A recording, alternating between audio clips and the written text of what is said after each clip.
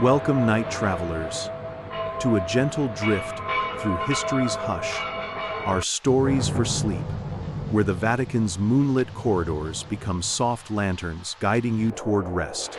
Tonight's tale is called The Great Fear of Vatican, relics that drink the light and a chalice that never fills. Close your eyes, breathe slowly, and let the quiet click of keys and the low rustle of vellum calm your thoughts. I promise, this is a mystery told in whispers, paced to slow your heartbeat, layered with clear, real historical details, so you can learn something fascinating even as you slide into sleep. Across 6 chapters, we'll move from the cool marble of St. Peter's to archives that smell of ink and centuries. We begin with a night watchman who notices the lamps dim before relics famed for drinking light. We follow a scholar in the Vatican Library founded in the Renaissance, tracing marginal notes that hint at a chalice once used in solemn rites, yet cursed to remain forever empty. We pause beneath the Sistine ceiling, where a conservator measures pigments, while rumors whisper of candles dying too soon. On the rooftops, the observatory's patient instruments, born of the church's long conversation with the stars, record an eclipse that should not be. In the barracks, a Swiss guard studies old sigils pressed into wax, deciphering a duty older than his uniform. And at last, in the catacombs and a quiet chapel, the riddle resolves. What does it mean for a relic to drink the light? And why would a chalice never fill, no matter how faithful the hand? If you enjoy drifting to history told softly with mystery, clarity, and care, please subscribe to this channel and ring the bell. We'll keep the lights low and the stories steady, so knowledge and sleep arrive together. Now, settle in, your journey begins. The first thing you should know about Vatican nights is that they're not truly dark. Darkness is a tourist rumor, like skip the line tickets, or I'll just have one espresso after 8 p.m. The city-state glows with the polite light of a place that understands people pray better when they can see where they're going. In St. Peter's Basilica, an indoor continent of marble, the lamps float like mild suns. They hum, they reassure, and, allegedly, they do not change their minds about physics. Our watchman, Silvestro, had a flattering job title, Custodi Notturno, night custodian, which sounds like he keeps a dragon under the dome and feeds it candles. In reality, he kept keys on a belt that clinked like a tambourine and filled out forms the way monks once illuminated manuscripts. Carefully, with monk-level patience, only far less gold leaf. He moved through aisles of centuries like a librarian with shinier floors. The basilica at night is so wide your footsteps get stage fright and whisper. On Tuesdays, he began his rounds in the narthex. That's the long porch-like entrance of a church. Think of it as the lobby for souls who haven't fully committed yet, and cross the threshold into the nave, the building's central highway. Above him loomed the dome. Michelangelo left, as if he were casually placing a planet on a pedestal. Beneath him, the tomb of St. Peter, by tradition the rock beneath the rock, and an army of pilgrims' wishes fossilized into size. Silvestro felt comfortable among grand things because grand things didn't ask small talk. Tonight, though, something asked a question, not in words, but in wattage. As his beam from a regulation-issue flashlight slid along the south aisle, one of the overhead lamps thinned, like a polite guest attempting to make themselves smaller on a crowded couch. Then, a second lamp deflated into a dusky yawn. Then, a third. Silvestro stopped, and the fourth lamp decided peer pressure is a form of theology and faded as well. Now, lamps don't fade in St. Peter's, they work. They have redundancy, backups, and a backup for the backup, as if they were auditioning for a Swiss Guard position. The Swiss Guards are the colorful, halberd-holding protectors of the Pope. Historically, Swiss mercenaries were considered reliable, the way granite is reliable. Silvestro did not panic. He took out his notebook, which he used like a confessor. Everything got told to it eventually. He wrote, South Isle, Bay 8 to Bay 11, gradual dimming. He underlined, gradual, because gradual meant not the breaker, and not the breaker meant this would be paperwork. When lights grow shy in sacred places, a certain rumor wakes up. It's the rumor that relics, the mortal remains, or belongings of saints, sometimes drink the light. Silvestro did not believe this rumor, but, like weather, he respected it. He also knew the taxonomy of relics, which he will now graciously share with you because you deserve to sleep smarter. First-class relic, a part of a saint's body, bone, hair, etc. Yes, we catalog sacred persons like libraries catalog rare books. It's not ghoulish, it's administrative. Second-class relic, something a saint used. A garment, a rosary, a pen, if the saint was ambitious. Third-class relic, an object touched to a first-class relic. Think of it as a handshake, recorded in matter. Relics are kept in reliquaries, little shrines that can look like anything from a jeweled thimble to a crystal rocket ship. They're sealed with wax, stamped by an official seal, and accompanied by an authentica al document, stating this is indeed what the label says, signed by someone with more daytime than you. An ostensorium, also called a monstrance, is a sunburst-shaped stand used to display the Eucharist. If you've ever thought, that looks like a Renaissance supernova, you are correct, and should treat yourself to an art book. Silvestro moved toward the chapel where, by day, one such reliquary rested, small and decorous, containing a fragment associated with a medieval mystic whose visions were bright enough to require metaphorical sunglasses. He wasn't supposed to play detective, he was supposed to play shepherd. But shepherds go where the sheep refuse to. He crossed the transept.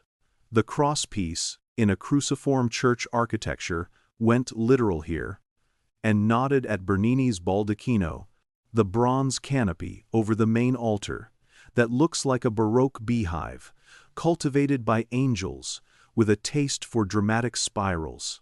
At the chapel entrance he paused. Not because of the small red lamp indicating the presence of the Blessed Sacrament. The sanctuary lamp, for the uninitiated, is the Catholic-occupied sign for holiness, but because of the air. The air felt thin, not in the lungs, but in the eyes. The world looked slightly underexposed. Silvestro blinked. The reliquary glowed with its own humble courtesy. The lamps around it were not flickering. Flicker is for film students. They were leaning away, like flowers refusing a shadow. That's very theological of you, he muttered. Light avoids light?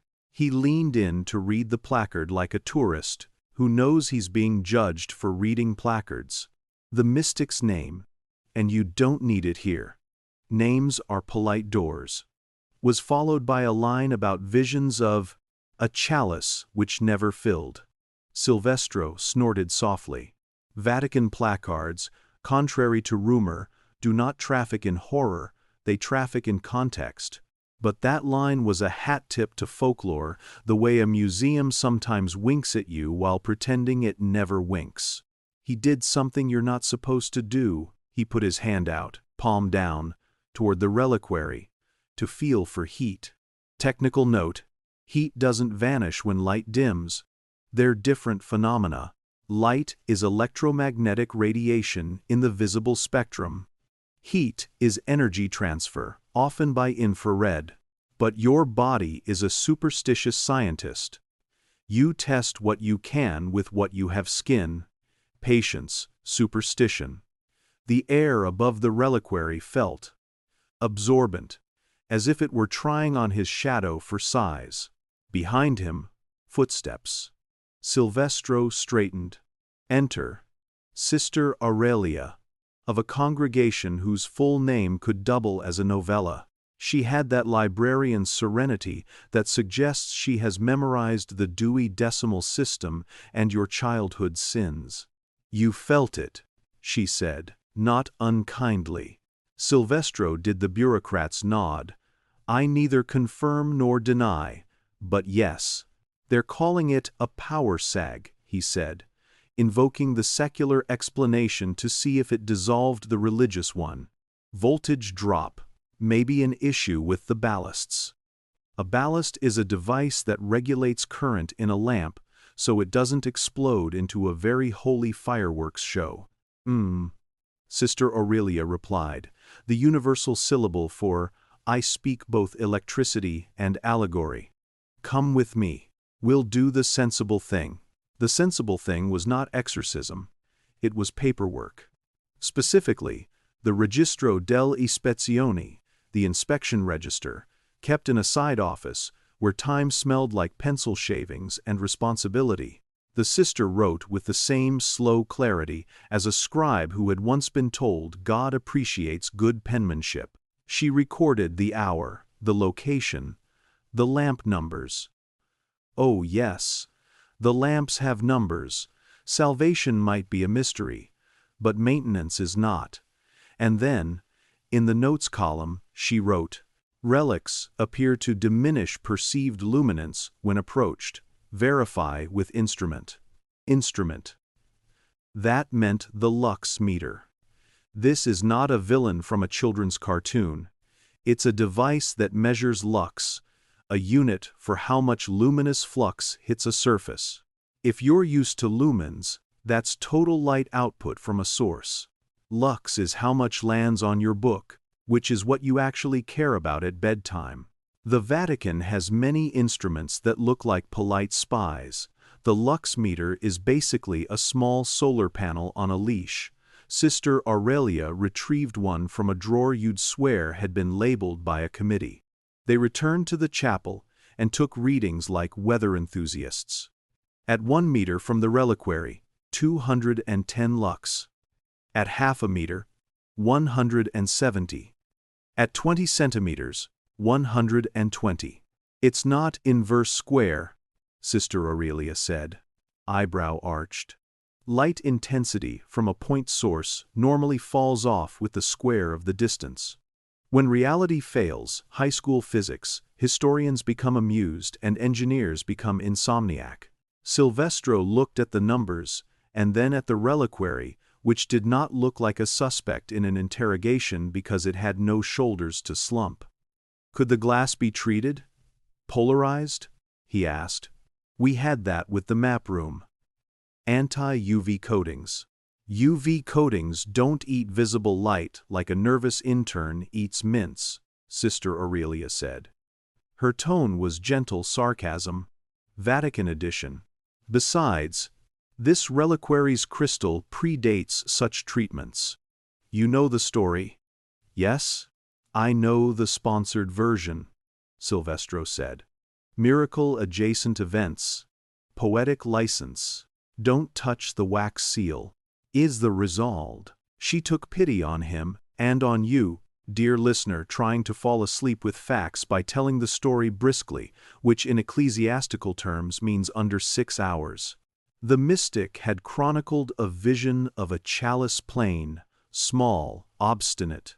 In the vision, no matter how much wine was poured, the liquid climbed to the lip and retreated, as if the cup were practicing self-denial. The vision came paired with rooms where candles guttered prematurely, as if the light were called elsewhere, conscripted. Theologians wrote essays. Skeptics wrote their grocery lists. Artisans carved symbols on the base of a chalice used in certain devotions, not because symbols change physics, but because symbols change us, which sometimes coaxes physics into manners. People call it relics that drink the light, Sister Aurelia said. Of course, light has no throat, but poetry pays its rent. And the chalice that never fills? Silvestro asked. Ah, said the sister. That's taste. People love a device that refuses abundance. It makes them feel modern. They stood in the hush. Silence in the basilica has overtones, marble swallowing footsteps, air negotiating with incense, an occasional whisper of ventilation doing the Lord's mechanical work. Silvestro's radio crackled with the static that tells you somewhere a wall is in love with a frequency. He told the radio politely to hush. "Do you know about the gendarmerie?" the sister asked, apropos of nothing and therefore building suspense. The Corpo della Gendarmeria is the Vatican's police force. They are brave, precise, and own radios that can make even angels sound like they have a cold. I know enough to be grateful, and not enough to be interesting at dinner, Silvestro said. Good. They'll want a note. Because when light acts like this, the observatory gets twitchy. They and a light hand. The work is the scream. Ah. The Vatican Observatory established to show that faith and reason are, when properly caffeinated, best friends. Its telescopes have peered from Roman roofs and Arizona deserts, patient eyes that never blink. Astronomers measure the sky with instruments so sensitive they can tell you when a star is being coy. If the basilica was doing something funny with lux, the astronomers would gossip with photons about it. We'll log it, sister, Silvestro said. And I'll check the breakers anyway, so the breakers feel included. Merciful, she said, and gave the reliquary a look that was half blessing, half audit. They walked the perimeter gracefully, like two people refusing to admit they were circling a mystery in public. Along the way, Sister Aurelia pointed out trivia that, technically speaking, was the opposite of trivial. She showed him small round bronze plates, set into the floor survey markers used during restoration to ensure that when you put a basilica down for repairs, you pick it back up in roughly the same place. She explained the confessio, the sunken area in front of street. Peter's tomb built to let pilgrims descend close to the apostle because intimacy scales poorly with floor plans. She nodded toward a cabinet that once held chrism, perfumed oil used in sacraments. Yes, sanctity has a fragrance. Every object had a job, and the job was to keep humans in a treaty with time. At the sacristy corridor, Silvestro inspected panels more complicated than most family trees. Breakers sat in orderly rows like obedient chess pawns. He ran routine tests. Because routine is where miracles go to catch their breath. He found nothing, not even the courtesy of a loose screw. Back in the chapel, the numbers kept misbehaving politely. 210, 170, 120. Sister Aurelia wrote the series down as if she were giving a deposition to the laws of optics. We'll bring a spectrometer tomorrow, she said. A spectrometer separates light into its component wavelengths. Imagine a rainbow with a resume. If certain wavelengths were being absorbed more than others, it might clue them in on what the reliquary was drinking. Tomorrow, Silvestro echoed. Night workers experience time as a loop with snacks. Tonight, she amended, smiling, astronomers don't believe in tomorrow. Only in UT and careful adjectives. UT is universal time, the astronomer's compromise clock. It prevents fights when the moon is late to dinner in Rome, but punctual in Greenwich. They locked the chapel and continued the rounds. You should know that rounds in the Vatican mean strolling through a top-tier art museum at closing time while pretending David and Goliath aren't watching you like security cameras. Silvestro liked the Sistine Chapel best when empty, not out of snobbery, but because silence lets frescoes speak in their inside voice. He often stood under the Last Judgment and thought that even doom can be beautifully color-graded. Tonight he noticed something he had never noticed. At the base of the wall, near a small brass vent, the shadow line was crisp, where it should have been soft, like a sentence lacking conjunctions. He measured with the lux meter, because when you have a hammer, everything is an excuse to be precise. The numbers behaved. 80 lux. 79. A shy fluctuation. Nothing like the reliquary. Not yet. Have you ever heard, Sister Aurelia said casually, of apophatic light? I don't even like the way it sounds, Silvestro replied. It's theology that talks about God by saying what God is not, she said. Apophatic. Sometimes mystics borrow the word for other things like darkness that isn't an absence, but a presence too bright to look at. They mean it poetically. Do not worry. We are not about to launch a new physics. Good, Silvestro said. Old physics already keeps me busy. The burst of Vistiv die Czar. They passed through the Grotte Vatican, the papal tombs level, where stone remembers more languages than an airport. Here, a coolness persists that could be architecture or anecdote. Silvestro made the sign of the cross, the way a man checks his pockets. Reverence and habit overlap. You learn one and the other shows up like a helpful cousin. Back above, the radios hissed again, and this time the hiss spelled names: a gendarme, an astronomer, a custodian whose shift had ended but whose curiosity wore overtime like a badge. They gathered in the office with the register. The astronomer, Brother Martin, had hair that looked like it had a favorite constellation. He carried a portable spectrometer and the complicated joy of someone whose hobby is also their job. Your note said absorption, Brother Martin said, by way of hello. Lovely, let's teach it manners. They arranged their instrument picnic in front of the chapel like burglars who believed in consent.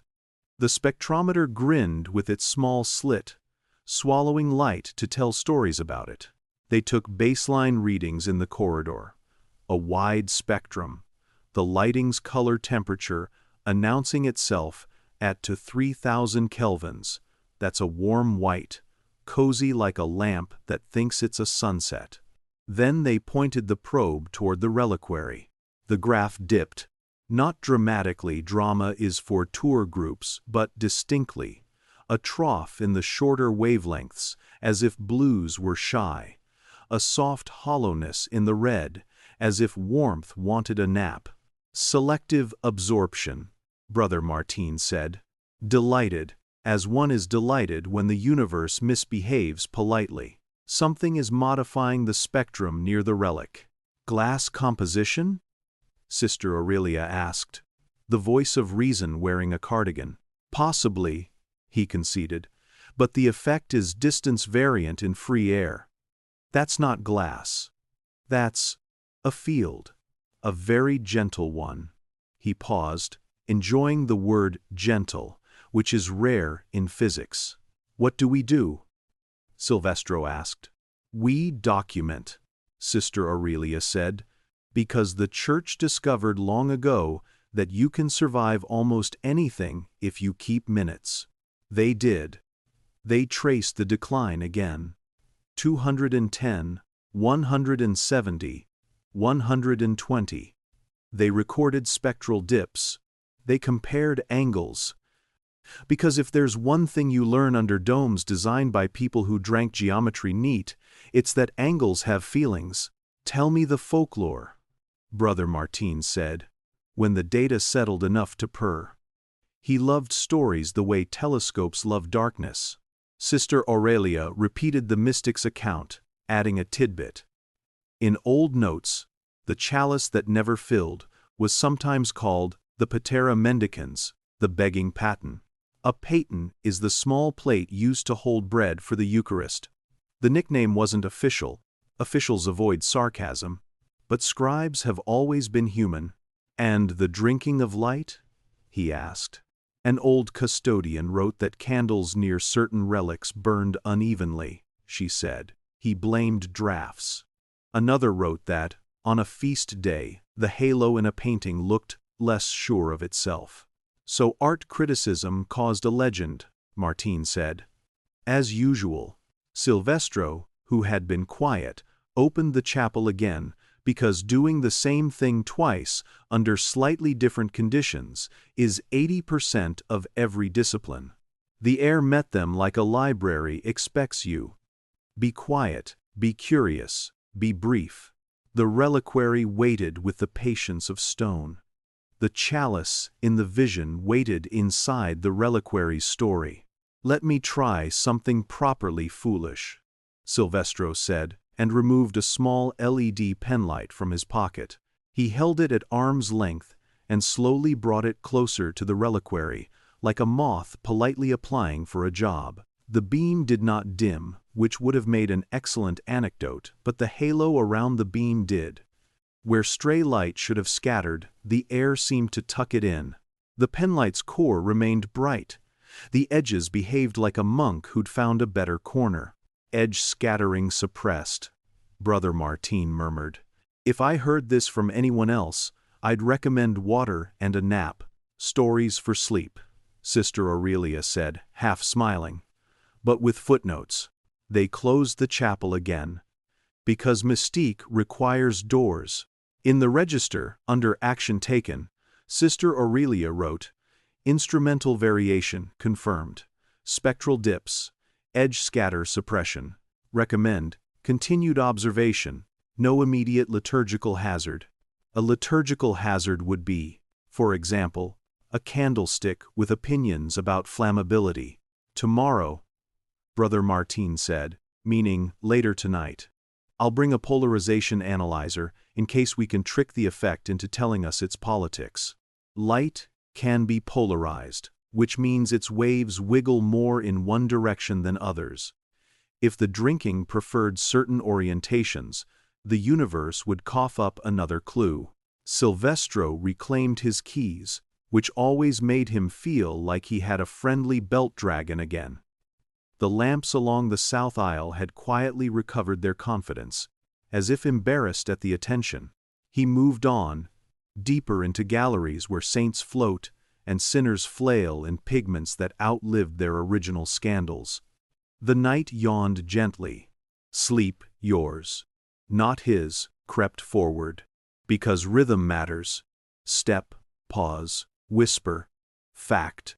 Step, pause, whisper, fact. You now know what a narthex is, what a reliquary keeps, how lux differs from lumens, what a spectrometer listens for, and why the Swiss Guard uniforms are allowed to be fabulous. You also know that sometimes darkness is not an absence, but an appetite poetic, measurable, annoyingly polite. You have met a chalice that refuses fullness, and a relic that leans away from light like a camera-shy saint. Tomorrow, that is, the next chapter will descend into stacks where centuries sleep under thread-sealed envelopes, and where an authentica whispers a name that had been crossed out twice, which is how you know it tried not to exist. But for now, let the basilica's lamps hum, let the dome hold the night like a bowl, let Silvestro's keys count you down. This mystery means you no harm. It merely prefers an audience that breathes slowly. And if you're enjoying this gentle archaeology of wonders, do subscribe, because together we'll keep coaxing history to tell its secrets at a volume suited for dreaming. Morning arrived in Vatican City, the way it always does, as a polite negotiation between bells and espresso. Silvestro had survived the night on institutional biscuits and institutional courage. Now he traded both for a pass into the realm where paper has seniority over people, the library and the archive. If St. Peter's Basilica is a continent of marble, the Vatican Apostolic Library is a galaxy of pages, and its neighboring Vatican Apostolic Archive, formerly called the Secret Archive until 2019, when branding finally noticed that secret sounds like a Bond villain, is where centuries hide behind proper climate control. Sister Aurelia met him with the cheerful severity of someone who knows where every pencil lives. With her was daughter Rinaldi, a conservator whose tweed jacket had elbow patches that looked like they had tenure. Rinaldi spoke in paragraphs that began with a sigh and ended with a footnote. "We're looking for the Authentica," Sister Aurelia said as they passed through security. "The certificate tied to the reliquary. Seals, signatures, witnesses. The usual polite bureaucracy that keeps faith from being impersonated. Authentica, a paper often vellum in earlier centuries, describing the identity and provenance of a relic, typically with a wax seal impressed by an ecclesiastical authority. Think of it as the relic's passport plus linked-in endorsements from bishops. They descended into a coolness that felt curated. The air smelled faintly of vellum and purpose. Rinaldi gestured toward a glass wall, where the library's conservation lab glowed like a spaceship that had chosen to major in Latin. "Before we read," he said, "we remember. Books are organisms. They have skins, bindings, skeletons, sewing, veins, thread. And, alas, allergies to light, heat, and people who lick their fingers." He handed Silvestro cotton gloves, then took them away immediately. "Forgive me. For paper we sometimes glove. For parchment or vellum we prefer clean, dry hands. Gloves reduce tactile feedback and increase clumsiness. And clumsy is the enemy of the 14th century. Vellum is prepared animal skin, usually calf, polished smooth for writing. It's sturdy, luminous, and capable of lasting longer than many empires if you don't invite mold to the party. Parchment is similar but more general. Vellum is the fancy cousin. They arrived at a reading table, where a cradle waited 2 foam wedges like supportive armchairs for fragile spines. A gray archival box sat on top, the sort that screams, "I contain drama, and it is acid-free." Inside lay bundles wrapped in unbleached paper and tied with cotton tape. A label read, "Capella del Reliquiario, Atti and Autentisch, 1624, 1799, 19th C. Addenda." Translation: Documents for the Reliquary Chapel. Acts and authentications across 2 cranky centuries, and then some Victorian cleanup. "We requested the whole series," Sister Aurelia said, "because legends hide in paperwork like cats hide in laundry." Silvestro eased open the first bundle. Rinaldi hovered like a guardian angel with a Ph.D. The first document was a diploma-style certificate with a pendant wax seal. The script flowed in humanist minuscule, a Renaissance handwriting that looks like a book font on its best behavior. In the margin, a note cramped in cursive chancery, the bureaucrat's speed writing. "If medieval hands are your jam, welcome to paleography, the study of old handwriting. If they are not, don't worry. We're bilingual in letters and sarcasm." "Look at the seal," Rinaldi murmured. "Red wax. High rosin content brittle, but the impression is crisp." He pointed with a bone folder, a smooth tool for creasing paper without leaving the greasy fingerprints of enthusiasm. The seal bore a shield and a bishop's hat, galero, its cords curling like polite snakes. Around the edge, sigillum nostrum and a name. "Sigillography," he added, anticipating your next question, "is the study of seals. It's half art history, half detective show, and wholly addictive." The text was, unsurprisingly, a masterclass in saying, "We swear this is real," in 5 languages of understatement. It proclaimed the relic genuine, traced a chain of custody from a monastery sacked in a war to a bishop who bought it back with his cousin's dowry families, histories, venture capitalists, and listed 2 witnesses who had names like liturgical spices. There was nothing about light drinking or chalices on a hunger strike. "Next," Sister Aurelia said, untying another bundle. Her knotwork had the neatness of a woman who could rebuild the ark with string and labeling tape. This time, a modest folder of post-Tridentine forms after the Council of Trent, 1545, 1563, When the Church standardized many things, including the polite ways you're allowed to be wrong, inventory sheets set out relic categories: first, second, third class C. Chapter 1, because continuity is a virtue. A column labeled locus, place, and another labeled armarium, cabinet. Archivists, Rinaldi said, are allergic to lost. Silvestro flipped, and the boredom began to be interesting. A receipt for repairs to a reliquary foot. A note explaining why a former sacristan was not allowed to sign anymore. The handwriting suggested communion with wine. Then, a folder of devotional reports, descriptions of public days when the reliquary was displayed, candles blazed, and people's prayers took numbers like at a deli counter. Here, Sister Aurelia said, tapping a paragraph, read. It was 1,689. A cleric wrote that, during exposition, the candles on the right side waned strangely before the hour, though they were of the same tallow and measure as the left. We changed them, to no better result, and so removed the reliquary to the center, whereupon all burned truly. Translation: Your legend of light drinking just filed a time card. Rinaldi pursed his mouth. Drafts would do it, he said. But he sounded like a man auditioning for skepticism rather than living it.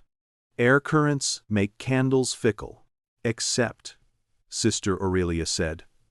The sacristy window was reported shut, and this line mentions that the wax pooling was oddly cool. If you've ever held a candle overlong, you know that cool wax is as likely as quiet toddler without intervention. They logged the reference. Because archivists do not chase. They accumulate until the truth turns shy and comes to them. Silvestro turned to a smaller packet, its label insistent, Super Patera Mendicans, on the begging paten. He felt the little shiver of a man about to read the internet of 3 centuries ago. Inside, a sheaf of letters wrapped by thread, stamped with a tiny paper seal. Think of it as 18th century washi tape with authority.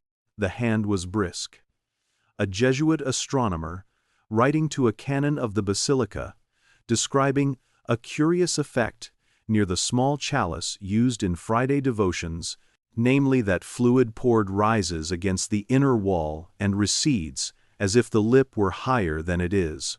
He had attempted an experiment with water, wine, vinegar for science, and oil for penance, with no difference observed except in grace, which is the funniest control group in Baroque history. A reply from the canon: Sir, either your eyes jest or ours do. The faithful report only that the cup is unfriendly to plenitude. And then, a margin note by some practical soul: we should weigh the cup. Reasonable, Rinaldi said. If there's a hairline crack, capillarity could wick fluid away. Capillarity, capillary action, is when liquid climbs into tiny spaces like water sneaking up a paper towel. It's surface tension and adhesion conspiring to do plumbing behind your back. They looked for the follow-up. Found it. Cup weighed. Empty and with measures of water. No change beyond expectation. Placed under bell jar. A bell jar is a glass dome that keeps out drafts, dust, and excuses. Result: pouring still unsatisfactory to fullness. So the chalice is an introvert, Silvestro said. It enjoys almost but never quite. Rinaldi grunted, which in conservator means, I've seen stranger. He pulled a tray closer. Inside lay a pair of slender instruments, a raking light wand, and a UV torch. If the Authentica mentions inscriptions or repairs, he said, we'll verify with light. Raking light is light at a shallow angle. It makes surface relief pop like a topographical map. UV reveals varnishes, certain inks, and the lies told by past restorations. They moved to the conservation bench, where a document camera lounged like a lazy cyclops. Rinaldi gently opened a later certificate, 19th century, bureaucratic in the way 19th centuries loved. He passed the raking light wand across the page. Fibers stood in sharp relief. A scraped out line ghosted up the ancient equivalent of undo. He flipped to the back. The UV torch made old adhesives flare a discreet mint green. "See these tiny stitch holes?" he said, pointing. "That means this paper was once sewn to a packet. Removed later. Why?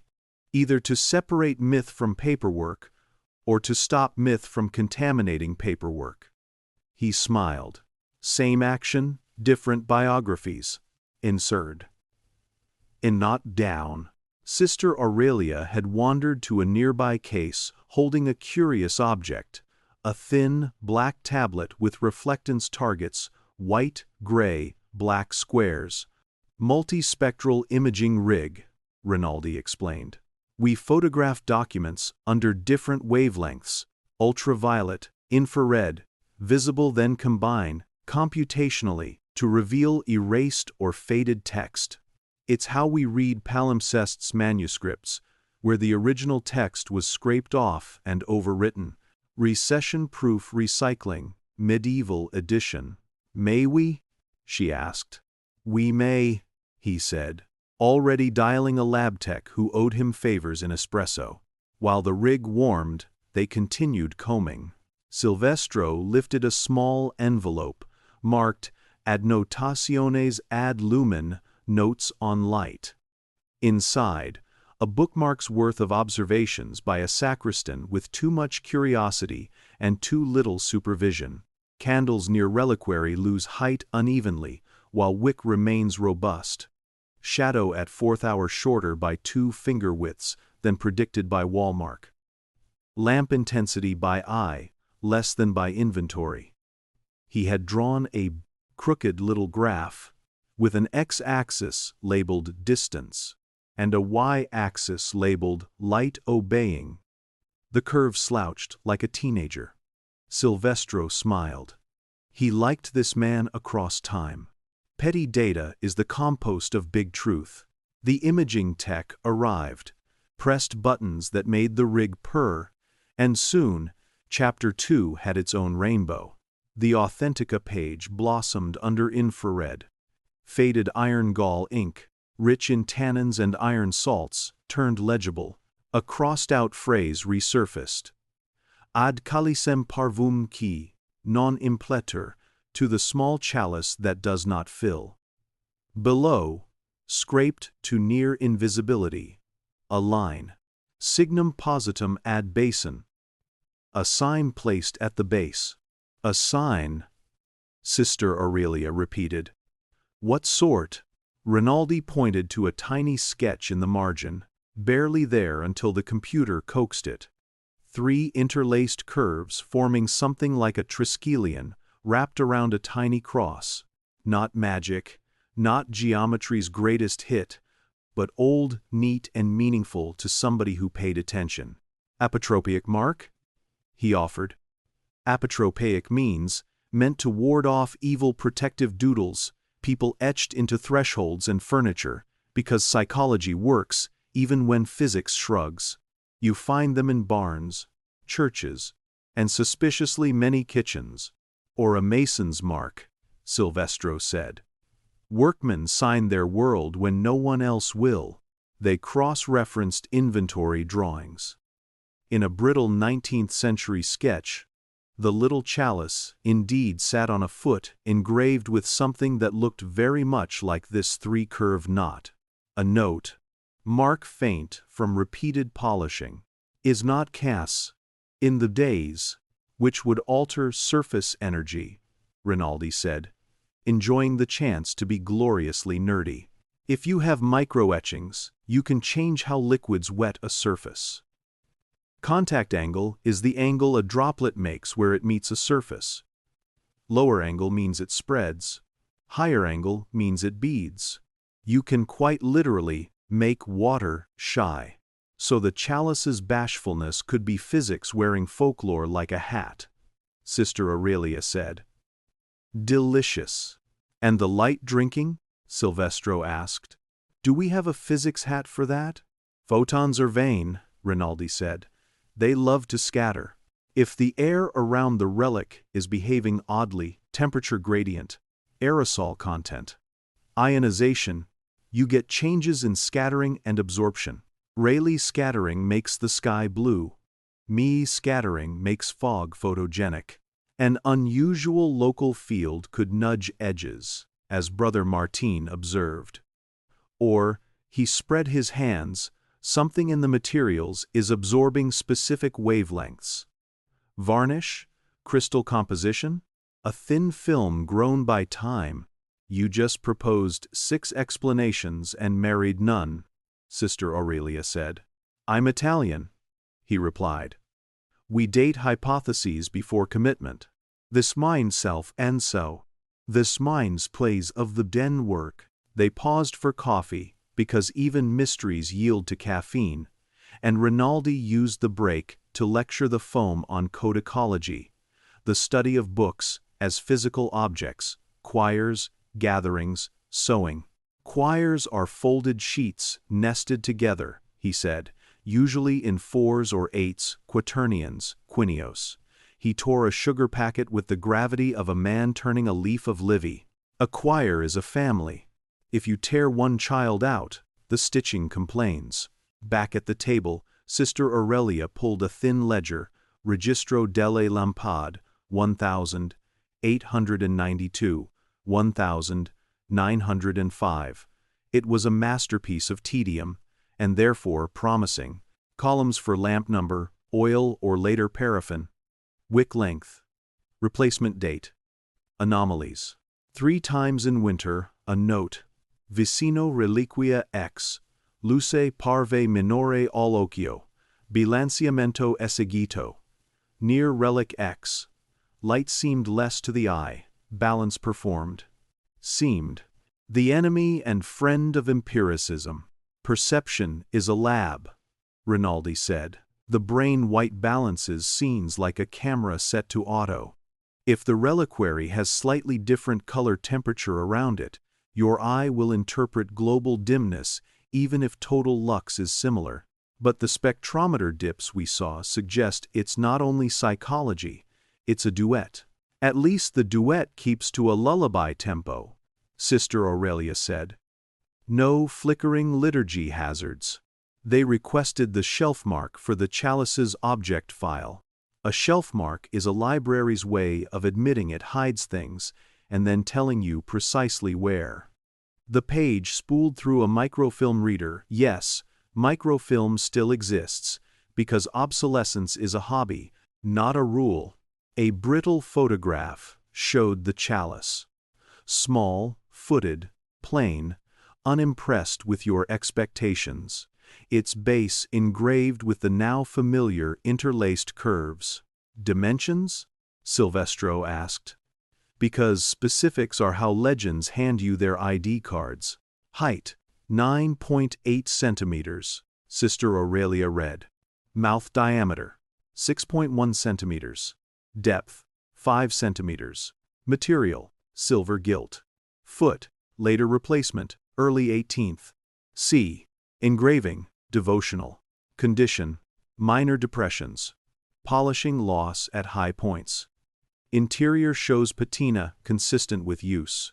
Patina, Rinaldi said, is oxidation's greatest PR move. On silver, it's silver sulfide. Darkens with time, brightens with polish, argues with the camera. Silvestro leaned back.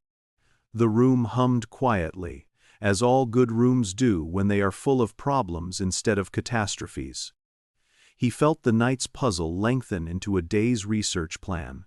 Somewhere above them, pilgrims were discovering that the Scala Regia staircase makes your calves contemplative. Somewhere in Arizona, a Vatican telescope blinked noon into stars. Where does this leave us? He asked. With evidence enough to attract better evidence, Sister Aurelia said. We have 17th century candle complaints. 18th century cup attitude, 19th century lamp ledgers, a protective mark that alters wedding behavior. spectral dips near the relic, and an air effect that trims the edges of light like a fastidious barber. Also, she added, we have a story that refuses to be either miracle or mundane. It wants to be both, which is very on brand for Rome. Rinaldi reboxed the documents with the tenderness of a man tucking in ancient children. We'll set controlled tests, he said. Blind measurements, meaning the person reading the instrument doesn't know which condition is which. Placebo objects an identical chalice with no engraving. Controls measurements away from the reliquary. We'll chart variance, compute standard deviation, and then tell a committee who will nod and ask for more charts. And I, Sister Aurelia said, will visit an old canon who remembers a sacristan who remembered a rumor about the engraving being copied from a stone in the catacombs. Oral history. The footnote that refuses to die. Silvestro gathered his keys. And I'll keep walking the night, he said. Because if the light is thirsty, I'd like to see what it orders next. It's this mansion, was Rumender, with the mansion. They signed the call slip, because paper loves signatures, like Rome loves fountains.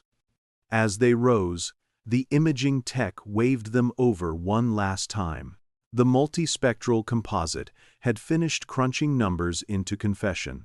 On screen, beneath the scraped line about the small chalice, appeared a stamp so faint it had once escaped even the bored eye. Archivum videatur sub stellis, Rinaldi translated, smiling despite himself. Archive, let it be seen under the stars. Brother Martin's domain. The observatory. Of course, Sister Aurelia said, because when a relic drinks light, you ask the people who watch it being born. In my time, they stepped back into the corridor, where the fluorescent fixtures did their best impersonation of day. Somewhere a trolley rattled, somewhere a nun laughed, the library exhaled a century. Silvestro's phone buzzed with a message from the night crew. South aisle steady. Chapel quiet. Spectrometer waiting. He texted back a thumbs up, which is Latin for totus tuus in modern hieroglyphics. On their way out, they passed a glass case of incunabula books printed before 1501, the babies of the printing press. A caption explained, Mark, cataloging the machine-readable language libraries used to talk to computers, and VIAF identifiers, a way to make sure Giovanni and John and Joanne's are recognized as the same stubborn fellow across databases. Knowledge, like saints, travels under many names. The trick is to keep them from losing their luggage. Tonight, Sister Aurelia said, we bring the astronomer to the reliquary and the chalice to a dish of water. We test the engraving under different contact angles and watch the light with polarized lenses. We will be scientific, skeptical, fair, and in love with wonder. It's the only honest way to do theology, with tools. This grand readings to wax. Silvestro saluted with his key ring. And I will bring biscuits, for morale and as a control variable. They parted at the courtyard. The sun glanced off the dome and pretended to be surprised, as it does daily. Pigeons held a small conference about breadcrumbs and ecclesiology. Tourists adjusted their hats against a day that would treat them gently. Beneath their feet, the archive returned to its preferred state, quiet, organized, and plotting further revelations. You, meanwhile, have learned why gloves are not always your friend, what paleography and sigillography do on weekends, how raking light tattles on scratched history, why contact angles make water behave, and how a three-curve engraving might persuade a chalice to be emotionally withholding. You've also seen the first paperwork trail of candles losing their nerve and a faded instruction to see under the stars. Next time, we climb an old stair to a newer telescope and ask sky people a simple question. If a relic is thirsty, does the night notice? For now, close your eyes, Let the rustle of vellum be rain. Let the librarian stand guard over your dreams. And if you haven't yet, do subscribe. We file each episode under gentle astonishment. And there's room on the shelf for you. There are two kinds of people who work for the Vatican at odd hours. The ones who keep things quiet, and the ones who ask the sky loud questions. Brother Martin belonged to the second category, though he asked them in a whisper, out of professional courtesy to stars. By late afternoon, he'd commandeered a rolling cart that looked like a polite invasion. Pelican cases, a polarizing filter that could double as a dinner plate, a portable spectrometer, a camera the size of a brick with more degrees than its operator, and, crucially, biscuits, Silvestro's contribution to interdisciplinary science. Archivum videatur sub stellis, Sister Aurelia recited, as if opening a treasure map. Let it be seen under the stars. We will bring the stars inside, Martin said, tapping a case. With a fake sun, fake night, and very real measurements. If you're wondering why an astronomer is thrilled to study a reliquary, the answer is photometry, the art of measuring light without losing your patience. Astronomers calibrate light the way chefs calibrate salt. They live and die by standards. Bias frames, camera readout noise with the shutter closed. Dark frames, thermal noise over time, also with shutter closed. And flat fields, images of an evenly lit surface, so you can divide away dust donuts and vignetting. Yes, dust donuts is the technical term we wish were a pastry. They believe in signal-to-noise ratio, the way monks believe in silence, and they understand that shot noise, random fluctuation, because light arrives in packets called photons, follows Poisson statistics. Variance is approximately equal to mean. Chaos with manners. Plan, he said, sketching boxes on a log sheet. 1. Baseline spectrum of the chapel environment. 2. Spectrum near the reliquary at multiple distances. 3. Polarimetry, to see if the effect prefers an orientation. 4.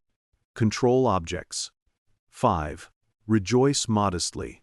Polarimetry measures the polarization of light, how its electric field wiggles. Unpolarized light wiggles in all directions. Polarized light has a preferred plane, or circular twist. Many materials are picky about polarization. They transmit or reflect differently depending on orientation. If our relic drinks the light, effect was polarization sensitive, it would betray a preference very Roman. They set up in the side chapel, which now looked like a tiny laboratory that had dressed up as a sacristy for Halloween. Silvestro controlled access, with the gatekeeper calm of a man who once convinced a tour group that no photos includes tablets masquerading as medieval illuminated manuscripts. First, color temperature, Martin said, pointing the spectrometer's fiber probe at the ambient light. The graph rose and fell like a respectable sonata peaks at familiar places. A warm white CCT correlated color temperature around 3000 kelvins. He logged it with timestamps in UT Universal Time, because astronomers socialize in one time zone to avoid fights. Rome's feelings about this were not consulted. Sister Aurelia placed the lux meter where they'd measured last night. 1 meter from the reliquary, then half, then 20 centimeters. The numbers sloped again: 210, 170, 120. If a statistician had been present, they would have nodded in the sanctified way of people who see a pattern and smell a grant. Polarizer, Martin said. He held up what looked like a square of smoky glass. This is a linear polarizer. According to Malus's law, if polarized light passes through a polarizer at angle theta to its polarization direction, intensity goes as I equals I0 cos squared theta. If the light is unpolarized, Average transmission is half. Translation: turn the filter. Brightness should change like a lazy cos-squared dance. If our relic effect cares about polarization, that dance will get steps wrong. They took readings with the polarizer between the probe and the reliquary, rotating slowly like a very devout DJ. In open air, away from the relic, the curve behaved, turned 90 degrees, intensity slid as predicted. Near the reliquary, an odd plateau appeared between 30 degrees and 50 degrees. The drop was less than expected, as if the air said, "No, thank you, I'm watching my figure." The effect was small but repeatable. Scientists and conspiracies both love that word. Only one deserves it. Dichroism, Martine mused. Dichroism is when a material absorbs differently depending on polarization or wavelength, or microstructured dust layers changing me versus Rayleigh scattering balance. Quick primer. Rayleigh scattering is what makes the sky blue tiny particles scatter short wavelengths more. Mie scattering is what makes fog glow around headlights. Bigger particles scatter all colors more evenly. Or angels, Silvestro offered, because somebody had to. Shy, detail-oriented angels. We will list angels under alternative hypotheses, Sister Aurelia said dryly. Between air ionization and architectural pranks, they swapped the polarizer for a quarter-wave plate, a device that converts linearly polarized light into circularly polarized light, and back, depending on alignment. If the field preferred circular polarization, twisty light, the instrument would sulk. It did not.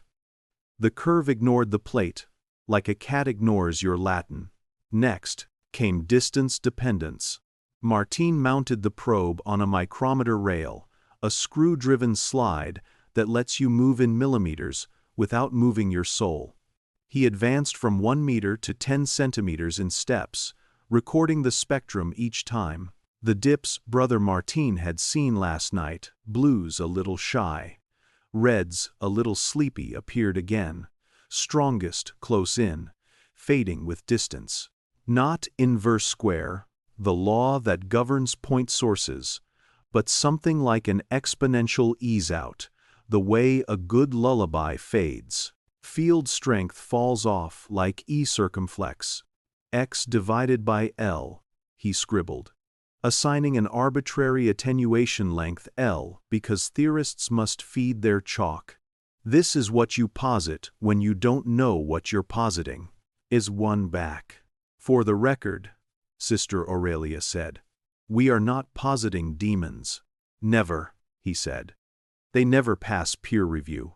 They introduced a control object, a chalice of similar size with no engraving, no history, and all the charisma of a teaspoon. Same metal, similar patina, attitude of an understudy. They repeated the whole circus. Result: no spectral dips, no polarization plateau. Near the reliquary again, dips and plateau returned, as if the air remembered its lines. Could this be air temperature gradient? Silvestro asked. Warm air near the reliquary rising, bending light with refraction, change in direction due to density differences. You see this on hot roads as shimmer mirage. They measured temperature with a thermistor probe to 1/10 of a degree. No gradient. The air was boring in all the right ways. Try ion counter, Martine said, fishing a device that sniffs charged particles, the sort of thing you use near storms or mischievous photocopiers. Readings. Normal. No poltergeist plasma today. Then we test reflectance, he said. He produced a Lambertian panel, a matte white standard that scatters light evenly in all directions. A perfect diffuser. They shone their fake sun, an LED source with known spectrum, at the panel near and far from the reliquary and measured reflected light. Near the reliquary, Reflectance dropped a few percent in blue and near-red bands. The panel hadn't changed. The space had opinions. Brewster's angle? Silvestro said, tasting terminology. Brewster's angle is the angle at which light with a certain polarization is perfectly transmitted through a surface with no reflection. Sunglasses and photographers adore it. If something here acts like a near-invisible film, the preferred polarization could be eaten more. Nothing here with a refractive index that matches, Martine said, scanning the mental Rolodex of materials. Unless the reliquary crystal outgasses microfilms, or there's aerosol deposition unique to this niche. Aerosol, Sister Aurelia repeated. As in candle smoke, incense? Possibly. Soot particles could coat nano-thin layers on air or stone, altering local scattering. But it would be visible in residue, and the conservators would have staged a coup. Rinaldi, who had just arrived with a tool roll and unshakable opinions, nodded. Surfaces are clean. We test with ATR, FTIR next week. That mouthful stands for attenuated total reflectance. Fourier transform, infrared spectroscopy, a way to identify surface molecules by how they vibrate when IR light tries to make friends. Museum labs love it. It tells you, for instance, whether that varnish is old resin or last year's enthusiastic furniture polish. Meanwhile, Sister Aurelia said, the begging patent engraving. She placed an ultra-fine goniometer, a device that measures contact angle on the small chalice's rim. A microsyringe delivered a precise droplet of water. The instrument photographed its profile, calculated the angle. On an unengraved surrogate, 78 degrees. On the engraved foot, 103 degrees. Translation: the engraved foot is more hydrophobic water beads, refuses to spread. A surface that makes liquids shy would steal volume up the sides, making the cup underfill even when your eyes insist you've poured enough. Add capillary climbs, and you've got yourself a pious party trick no one intended. So the chalice never fills because its foot taught it manners, Silvestro said. It prefers a tasteful meniscus. Meniscus is the curve the liquid surface makes, Martine explained. Concave in glass with water, convex in metal with mercury, cranky in chalices with opinions. And the light-drinking behavior weak, selective absorption with a polarization quirk. Sister Aurelia summarized, persists when the object is present, vanishes with the control, ignores temperature and ions, and respects biscuits. Everything respects biscuits, Rinaldi said. Martine pulled out a small spectropolarimeter, an instrument that measures not just how much light but the Stokes parameters, I, Q, U, V, which is physics' way of saying brightness plus linear and circular polarization components. Quick bedtime-friendly glossary. I, total intensity, how bright. Q and U, linear polarization components. How the wiggle prefers horizontal versus vertical or diagonals. V, circular polarization. How the wiggle corkscrews. He pointed it toward the reliquary-lit panel and watched the numbers. Q and U twitched near the relic more than away, as if the field combed the light slightly toward one orientation. V stayed bored, no circular twist. The effect, tiny, consistent, annoying, in other words, science. Reportable, he said, not exorcisable. The Trialden, they broke for air in the courtyard, where the dome sunbathed like an elder Roman who had seen worse emperors. Martine plopped onto a bench and, because astronomers cannot help themselves, started talking about seeing the atmospheric turbulence that makes stars twinkle, scintillation, and astronomers swear. Our telescope in Arizona, the VAT, lives on Mount Graham, where the air behaves better, he said.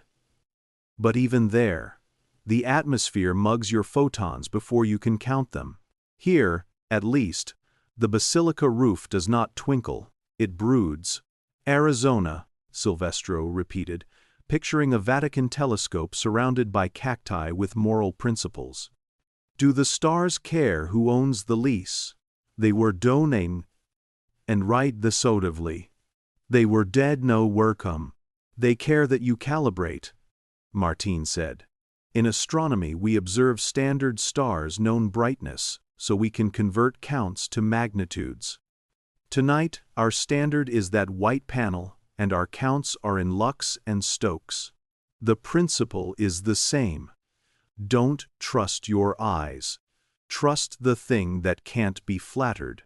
They returned to the chapel for one last act. Darkness. Silvestro dimmed the fixtures, leaving only their controlled source and the small red sanctuary lamp that says, "God is home." They repeated the runs. The phenomenon held steady as if modest light strengthened modest mischief. Try the Faraday cage, Rinaldi suggested, producing a wire mesh dome like a hat for paranoid electronics. A Faraday cage blocks external electric fields.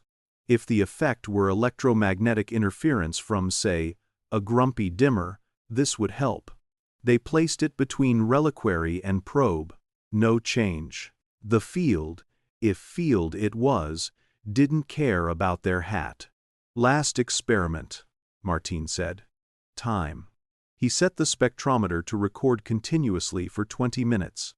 If the effect fluctuated with passing trains, doors, prayers, anything, it would scrawl it. The trace meandered within a tiny variance, a calm heartbeat, no spikes, no drama, just a steady, polite sip. Conclusion, Sister Aurelia said, writing in the Registro delle Ispezioni with the ceremonial satisfaction of someone who knows paper saves souls. Observed persistent, small, distance-dependent reduction in measured spectral intensities near reliquary. Polarization sensitivity suggests mild linear preference.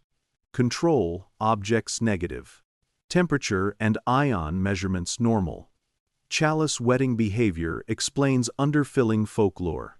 Recommend continued monitoring. Consult observatory for external replication. No liturgical hazard. Liturgical hazard remains our favorite category to avoid. It's the difference between an interesting footnote and your priest learning about OSHA. As they packed up, a Swiss guard wandered by on break. All stripes and halberd, and a face that said, "I have seen tourists do stranger things." He peered at the equipment, nodded solemnly at the polarizer as one might nod at a relic, and said, "In my barracks, the light near the old prayer book feels dimmer. Perhaps our laundry is holy." Then he left, because comedy is timing and uniforms have schedules. Replication, Martin said. Tomorrow I can take a portable integrating sphere, a hollow white ball that scrambles light into evenness measure source output inside. Then open a port near the reliquary. If the same dips appear, we'll know the space, not our gear, is doing the dance. The CD's only face. And I'll trace that engraving to the catacombs rumor, Sister Aurelia said. If the mark is a borrowed sign, its original meaning may be less mystical, and more "please stop your wine from fleeing the foot." Silvestro twirled a key. I will check every breaker again so they don't feel neglected. Night came, modestly. The basilica exhaled tourists and inhaled silence. Somewhere beyond the walls, the Spicola Vaticana, the Vatican Observatory, logged telescope time, comparing brightness to brightness across parsecs, while a small chapel compared lux to lux within arm's reach. The scale difference was obscene, and also irrelevant. The math behaved in both places. The universe, like the church, at its best, is weirdly consistent. You, meanwhile, now own the party trick of explaining Malice's law without losing friends, can smirk correctly when someone confuses lumens and lux and could ruin a dinner by describing Stokes parameters in appetizing detail. You know why astronomers take pictures of nothing bias and dark frames, how flat fields erase dust donuts, and how a goniometer tells water whether to sit up straight. You've watched a relic ignore Faraday hats, shrug at temperature probes, and ever so slightly comb the hair of passing light. In the next chapter, we descend because every good Roman story eventually does into corridors, where frescoes blink and stone keeps receipts. The catacombs. We will look for the engraving's parent, the reason someone thought a three-curve knot belonged under a cup, and why a sacristan scribbled, "See under the stars," as if that were directions and not a dare. For now, let the instruments nap, let the sanctuary lamp keep its tiny watch, and let your breathing match the gentle slope of an exponential decay. If you haven't subscribed, consider it your bias frame for future wonder, subtract it now, and everything that follows will be cleaner. Rome does two things better than most cities: layering and storytelling. It layers time, the way a millefeuille layers pastry, then tells you with a straight face that the crumbs are history. When Sister Aurelia announced they were going down, Silvestro reflexively checked his flashlight batteries and his sense of proportion. Brother Martin brought a small zoo of instruments, and the optimism of a man who believes basements are just observatories with better walls.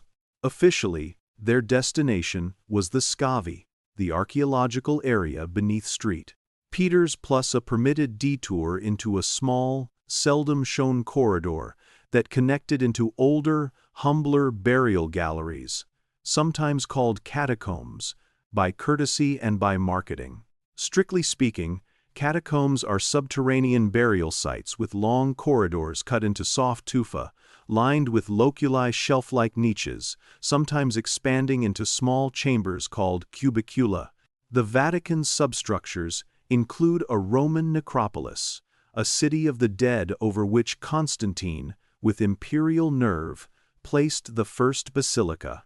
Catacomb here is a useful shorthand, the way calling every tissue Kleenex is a useful domestic lie. A Swiss guard escorted them to a service door with the affability of a man who would fight lions for you, but also prefers that you sign the log. His halberd, think polearm with opinions, looked ceremonial until you imagined it arriving at your bad decision at 2 meters per second. Humidity today is good, he said, as if discussing pastries. Hygrometry reading was 60% at 8 in the morning, trending down. Hygrometry is the measurement of air moisture. Conservators love it, the way cats love warm laptops. Down they went, into the chill that stones keep as a souvenir of the Pleistocene. The walls were a geology lesson in monochrome. Tufa porous volcanic rock, easy to carve, which is Roman for cheap and effective. Ribbons of pozzolana volcanic ash that, mixed with lime, makes Roman concrete the cockroach of building materials. And the occasional brick stamp gossiping about a long-retired legion. You can tell how serious a civilization is by whether its bricks sign autographs, Silvestro muttered. Their guide below. SSA Valenti, an archaeologist with a lamp on her forehead and a PhD in both patience and mold, handed out N95 masks. Not for COVID today, she said, for efflorescence. Efflorescence is the migration of salts to a material's surface where they crystallize into harmless-looking snow that secretly pries paint off walls. Conservationists treat it the way gardeners treat aphids, with grim courtesy. You asked about an engraving. 3 interlaced curves, she said, leading them past sealed loculi whose terracotta tiles called out names in wobbling Latin. We have a short list of places where apotropaic marks cluster near old Christian graffiti. We'll sample there. Apotroic means meant to ward off. The human species has doodled protective squiggles on thresholds since doors were invented. The first chamber, a cubicula, was frescoed with modest vines, doves, and orants, little praying figures that look like they've invented yoga. Valenti played raking light. Remember, raking light is light projected at a shallow angle to reveal surface relief. And the stucco told stories. Scratches where rings had tapped in ritual, a circle with a cross, a chrismon, early Christian monogram, and, near a crude fish, E Theta Epsilons, the acronym for Jesus Christ, Son of God Savior, 3 curves, braided into a knot, just at the threshold. "Hello," Sister Aurelia whispered to the mark, "because manners apply even to geometry." "Not Celtic," Valenti said preemptively, with the exhaustion of someone who has banished 1,000 YouTube documentaries. "A local shorthand. We call this a tris anse in our notes 3 handles because we refuse to argue with people's mythologies. It appears near doorways and basins. Protective? Maybe. Decorative? Also maybe. Functional? Sometimes." "Functional?" Martine asked, delighted. "As in, hydrophobic trickery?" Valenti grinned. "You've heard of contact angle by now. Contact angle is the angle where a liquid meets a surface. Lower angles mean the droplet spreads out. Higher angles mean it beads up. Engraving microscopic grooves changes that angle physics in a tuxedo. A roughened ring or knot can raise the contact angle locally. On stone basins, it keeps water from crawling out. On metal feet, it can redistribute drips. An engraved foot on a chalice mimics that. You get a meniscus that clings to the pattern, stealing a millimeter of height all around. Refuses to fill visually. Your folklore takes notes." She knelt by a low stone slab whose surface bore an oval depression, a basin, around its lip faint interlaced arcs. "Infrared helps," she said, switching to a camera that sees beyond human sulks. The curves brightened on her tablet like ghosts happy to be noticed. "We'll take a RTI set later." Reflectance. Transformation. Imaging captures many pictures under various light directions and computes a relightable image, so you can drag a virtual lamp around and watch the surface stand up and confess. "And the line in our document, 'See under the stars'?" Sister Aurelia asked. Valenti panned her light to an alcove whose ceiling was speckled white. "Lucernarium," she said. "A round hole once opened to the air. People translated that as star hole, because poetics help you climb stairs. At night, a few points of sky would appear. Under UV. She clicked a filter over her beam. These calcite flecks fluoresce slightly. Fluorescence, certain materials absorb higher energy light UV and re-emit lower energy light visible. In practice, stones glow politely when scolded by ultraviolet.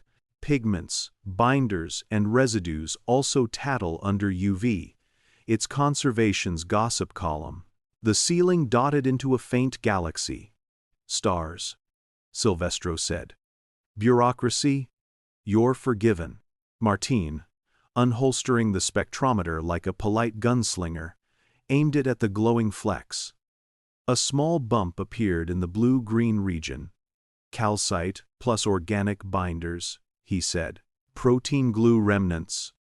Someone repaired this plaster when kerchief still had social status. It will glow for centuries just to be dramatic. Hem. Addy, hem. Hem, hem." This, they wound deeper. The air cooled and thickened. Reverberation time RT60 lengthened such that even whispers got a second chance. RT60 is the time it takes for sound to decay 60 decibels. Churches love a long RT60 because music needs room. Archaeologists tolerate it because their footsteps sound like deadlines. Silvestro's lamp gave a small, almost offended cough. The kind LEDs give when they sense moisture as a personal slight. He shook it like a maraca of denial. At your three curves knot's favorite haunt, Valenti said, stopping at a threshold whose stone was chamfered by 1,000 cautious hips. We found something odd last year. She aimed the raking light. The knot appeared, yes, but around it, tiny tick marks, like the minutes of a clock. Measurement? Sister Aurelia breathed. Groma or Corybates survivors, Valenti said, eyes bright.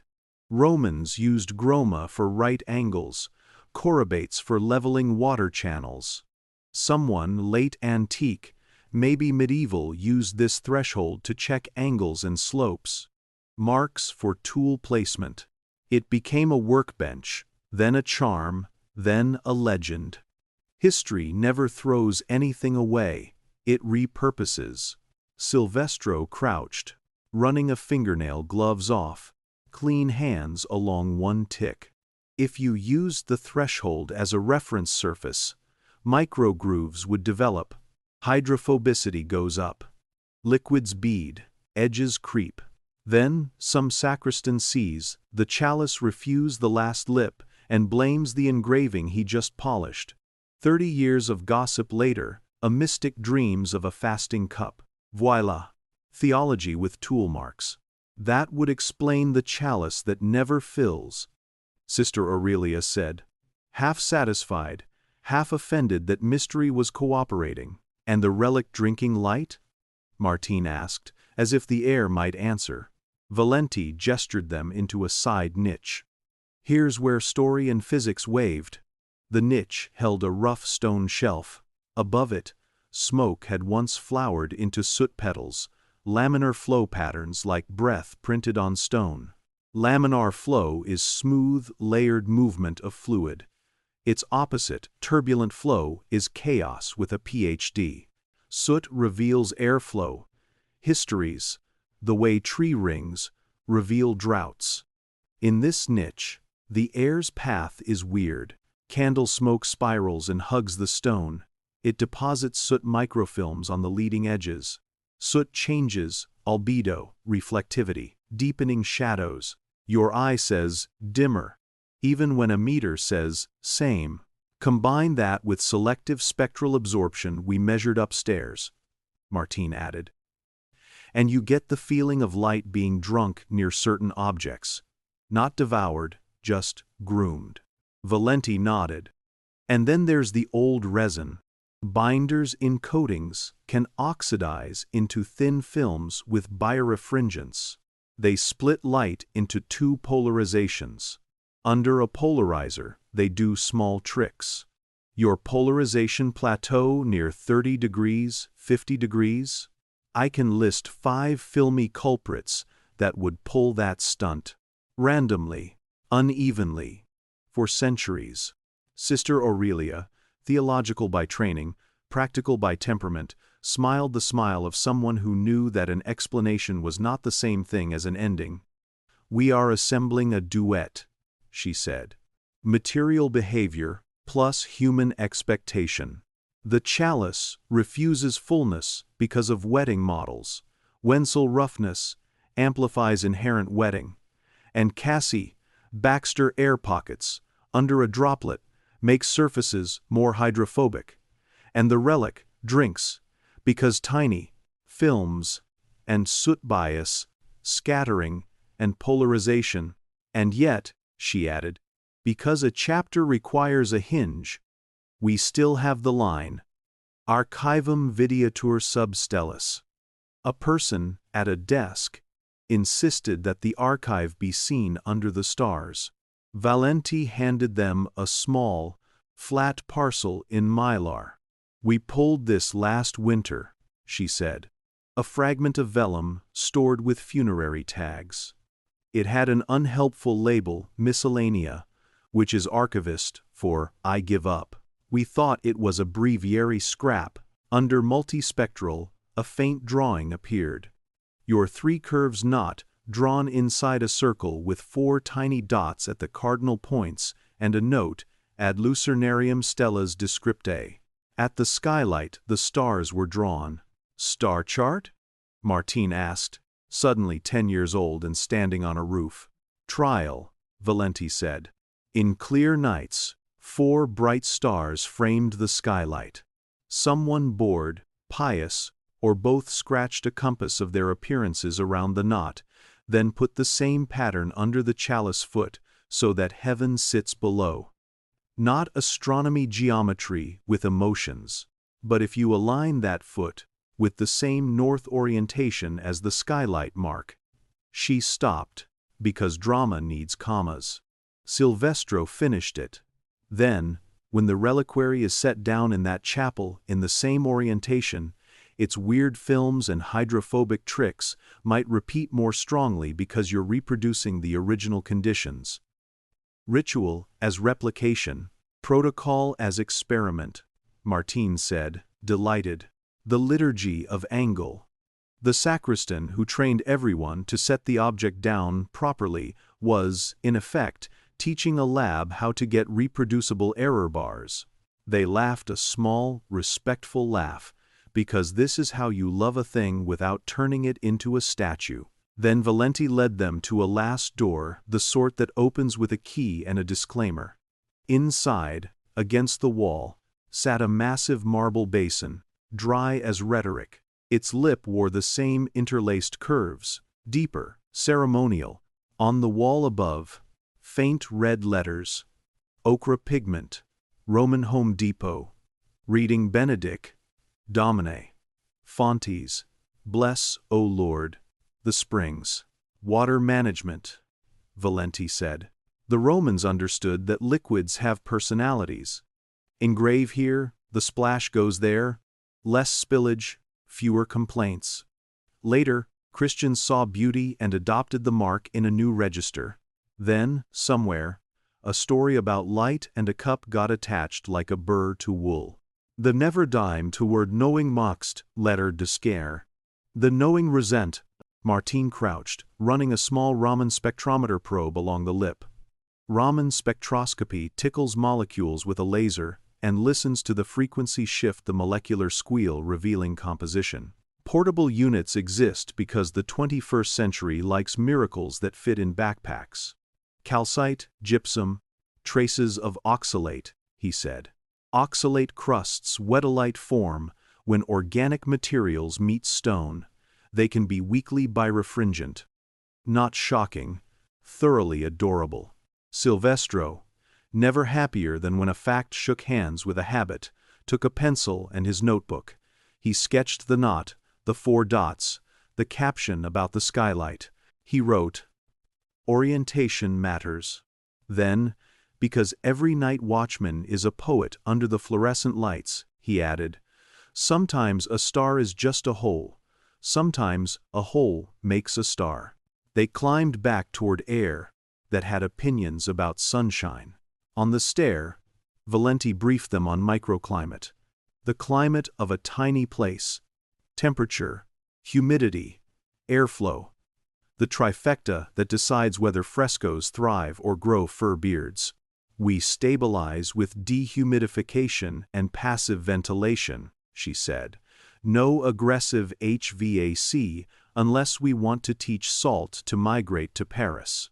At the service door, the Swiss guard checked his watch. The watch checked him back. It was that kind of watch, and asked, "Find your engraving?" Valenti showed a photo. He nodded, unsurprised and faintly proud, the way uniformed people are when the building they babysit behaves with personality. Back upstairs, they met Rinaldi in the lab. He'd prepared a test. 2 small silver discs. One smooth, one engraved with the 3 curves, not by a goldsmith who owed him a lunch. They placed both on a level plate and pipetted identical micro-volumes of tinted water into each. Under a goniometer, the smooth disc gave a contact angle of 79 degrees, the engraved one, 104 degrees. They weighed residue after it ran off. Mass deficit on the engraved disc, a polite but measurable 2.3%. That, Rinaldi declared, is the ghost of your never-full chalice. Not a miracle. Not a miracle. A choice by metal and groove. Now, Martin said, about light drinking and orientation. He rotated the test reliquary to align the foot's knot with magnetic north, using a pocket compass that had opinions about indoor interference. They repeated the spectropolarimetry near the reliquary. Remember, Stokes parameters. I, Q, U, V. This time, a hair more effect, around the same 30 degrees 50 degrees plateau. A hair. Enough for a statistician to write a paragraph you'd politely skim. Enough for liturgical choreography to feel vindicated. Between soot films, thin oxidation layers, polarization-sensitive microcrusts, and ritual orientation that accidentally stabilizes conditions, Martin summarized, your drinking is a well-behaved superstition with measurable manners. Sister Aurelia wrote in the register with a flourish that could have signed a treaty. Catacombs survey. Engraving confirmed. Basin lip shows hydrophobic knot. Vellum fragment links knot to lucernarium stars. Orientation tradition plausible. Under chapel conditions, small, reproducible spectral and polarimetric deviations persist near reliquary. Chalice underfilling, replicated with engraved surrogate delta contact angle, is approximately equal to plus 25 degrees. Delta residual volume is approximately equal to IM2 3%. Recommend. Document orientation in placement protocol. Conserve surfaces. No liturgical hazard. No liturgical hazard, Silvestro echoed, relieved on behalf of candles everywhere. They debriefed over coffee that tasted like the wages of virtue. Valenti promised scans of the vellum fragment. Rinaldi booked ATR FTIR time to fingerprint any sneaky coatings. Martin drafted a one-page methods appendix. No one asked for, but everyone would secretly love. Sister Aurelia, smiling, composed an email to a canon with the subject line, "Your chalice is excusably dramatic." Is the mystery over? Silvestro asked, knowing better. History never ends, Aurelia said. It starts the next chapter while you're washing the cups. And you, dear listener, now blinking toward sleep, carry away a few new anchors in the dark.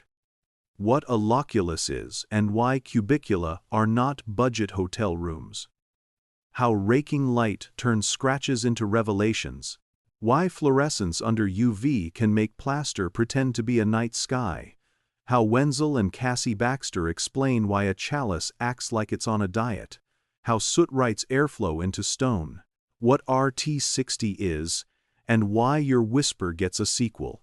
And how a scratched knot plus a skylight birthed a ritual of orientation that accidentally stabilized a tiny, measurable optical quirk. You also learned that Romans put measuring ticks on thresholds, because of course they did, and that a Swiss guard can discuss humidity with the gravitas of a meteorologist, guarding a kingdom the size of a campus. In Chapter 5, we will return to paint and pigment, the Sistine skin, and the basilica's breath, to ask whether the great works themselves have been complicit, have varnishes, restorations, and pigments with their own photochemistry made the nave's light stage shy? We'll test varnish fluorescence, tease yellowing out of 18th century resins, and check whether an angel's ankle has been quietly recalibrating your eyes for 300 years. For now, let the catacombs' coolness linger. Let the lucernarium's fake stars tuck you in. And should you wake thirsty, remember, sometimes the cup is full. It just prefers a tasteful meniscus. If the story has earned your drowsy smile, subscribe. We file wonder by orientation, and your presence helps the cataloging. By the time the afternoon sun turned St. Peter's Square into a polite mirror, our quartet had decided to interrogate the basilica itself. Not with torches and threats, this is Rome. Not a crime drama, but with the fussy tenderness of people who believe surfaces keep diaries. If the relic drank light and the chalice refused fullness, perhaps the building's paint and polish were accomplices. Subtly editing wavelengths, biasing eyeballs, conspiring with centuries. Sister Aurelia arrived, armed with permissions and the kind of smile administrators use to move mountains and budget lines. Rinaldi rolled in a cart that could have doubled as a spaceship snack bar. UV lamps. A spectrophotometer measures how much light a surface reflects at each wavelength. Think of it as a rainbow police officer. A colorimeter, a quicker cousin that outputs color as numbers. A glossmeter scores shininess on a scale where 0 is chalk and 100 is a mirror. And a small fluorimeter watches what light a thing re-emits after being excited.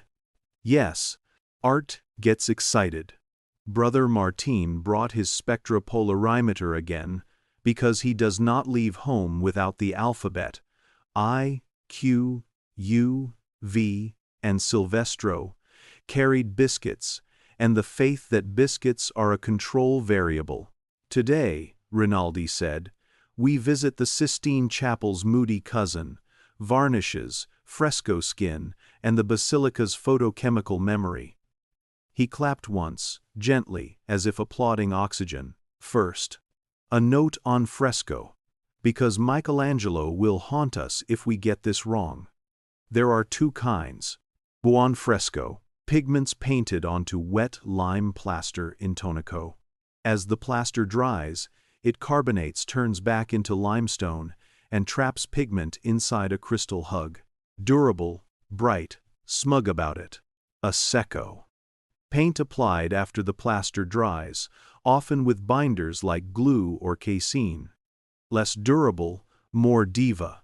Touch it wrong, and it sheds opinions like confetti. Frescoes are not normally varnished. Varnish equals transparent resin layer on top of paint, used on oil paintings to saturate color and protect the surface. But many oil paintings elsewhere in the basilica are, and the basilica's marbles, bronzes, and gilding wear various coatings that age interestingly. Interesting, in conservation, is Latin for someone did their best in 1763, and now it glows in UV like a nightclub. They began under a side altarpiece oil on canvas, not fresco, with a glaze so smooth you could shave in it if you hated your face. Rinaldi clicked on the UV lamp. The painting went to a party. The varnish fluoresced greenish classic for natural resins like damer or mastic that have oxidized. Translation: oxygen made long chains in the resin. Longer chains shift fluorescence toward green. Your color balance whispers, autumn. Retouchings showed up as black patches. Modern paints often absorb UV, while old fills glowed a different shade. Nothing says 19th century enthusiasm like uneven mint green halos. Yellowed varnish preferentially absorbs blue. Rinaldi lectured the varnish, which is what he calls dialogue. So under warm light it warms more. Under neutral light it still steals blue. Result: local spectral power distribution changes. Your eye says dimmer or warmer, depending where you stand. Your lux meter, which measures overall luminous flux on a surface, shrugs. It only cares about how much, not which flavors. He placed the spectrophotometer probe on a cleaned window of the painting, a rectangular patch prudently cleared in a past treatment, and then on the yellowed varnish. The curves on screen separated like polite acquaintances at a reception. The varnished spot sagged in the short wavelengths, blew to 450 nanometers, and dipped a little in the red tail oxidation, being an equal opportunity muncher. Delta EAB 5. 2, he said. After converting to ***CIE lab ***color space and computing delta, perceptual difference. Visible shift. Your brain will recalibrate after a minute, because brains are treacherously helpful, but side by side, you'll swear one corner of the church got sleepier. Sister Aurelia turned slowly, watching the forest of sculpture and gilding. If several altars steal blue locally, and we swing through them on rounds, our perception of light thinning near the reliquary could be helped along by a passenger. Adaptation. Adaptation is the ocular party trick, where your visual system corrects the scene toward white, like a camera on auto-white balance with a theology degree. Walk from a golden chapel into a neutral hallway, and for a few seconds the hallway looks bluish and crucially dimmer. Add a relic's tiny, real spectral dip nearby. And hello folklore, they moved to bronze candle stands taken off display for maintenance. A thin film on one arm, probably old wax and incense, glowed positively radioactive under UV. Rinaldi swabbed a postage stamp-sized patch with solvent. The glow vanished, and the spectrophotometer registered a 3–4% reflectance gain in blue-green. "That's enough," he said, "to persuade a pilgrim that the light here is a notch stingier. Me scattering from soot films, as we suspected yesterday, plus this fluorescent soup? Your eye is brave, but not that brave." Brother Martin eyed the gloss meter readings. 34 gloss units on the cleaned patch versus 28 on the filmy patch, measured at 60 degrees. Gloss changes can shift perceived brightness too, he said. Specular highlights, the snappy reflections, carry cues your brain uses to judge illumination. Dull them, and the room sulks. "Now the Sistine," Sister Aurelia said, with the tone a mother uses when saying, "We're going to see your impressive cousin. Be polite." The Sistine Chapel requires permissions, humidity, good manners, and the patience to be quiet while your neck files a complaint. We will not relitigate the famous restoration of the 1,980 seconds. 90 seconds. People already pick teams in that argument like it's football. We will simply note, the buon fresco colors are clean, many a secco touches are delicate, and the overall lighting is now a careful, controlled daylight-ish arrangement designed to minimize UV and excessive lux. Museums and historic sites often keep paintings at 5200 lux. Textiles at 250. Manuscripts lower because photons are tiny vandals with impeccable aim. Inside, a conservator met them like a librarian for light itself. 5 minutes, she said kindly, which is a Sistine hour, and led them to a discreet side area where testing wouldn't scare angels. Rinaldi swept, raking light across a patch of wall fresco pores, glittered like lunar regolith. Craquelure, the network of fine cracks, told its gentle geological jokes. Under UV, unlike the oil paintings, there was little green party good. Fresco doesn't want resin hats. Small spots fluoresced, old glue residues from past fixatives and dust whispering their gossip. "Note the color temperature," Martin murmured, glancing at a small sensor. "To 4,000 kelvins, a neutral warm compromise. Shift this even a little toward warm and reds pop, blues sleep. Shift cool, blues gossip. Your Purkinje effect will join in at low illuminance." Quick bedtime detour.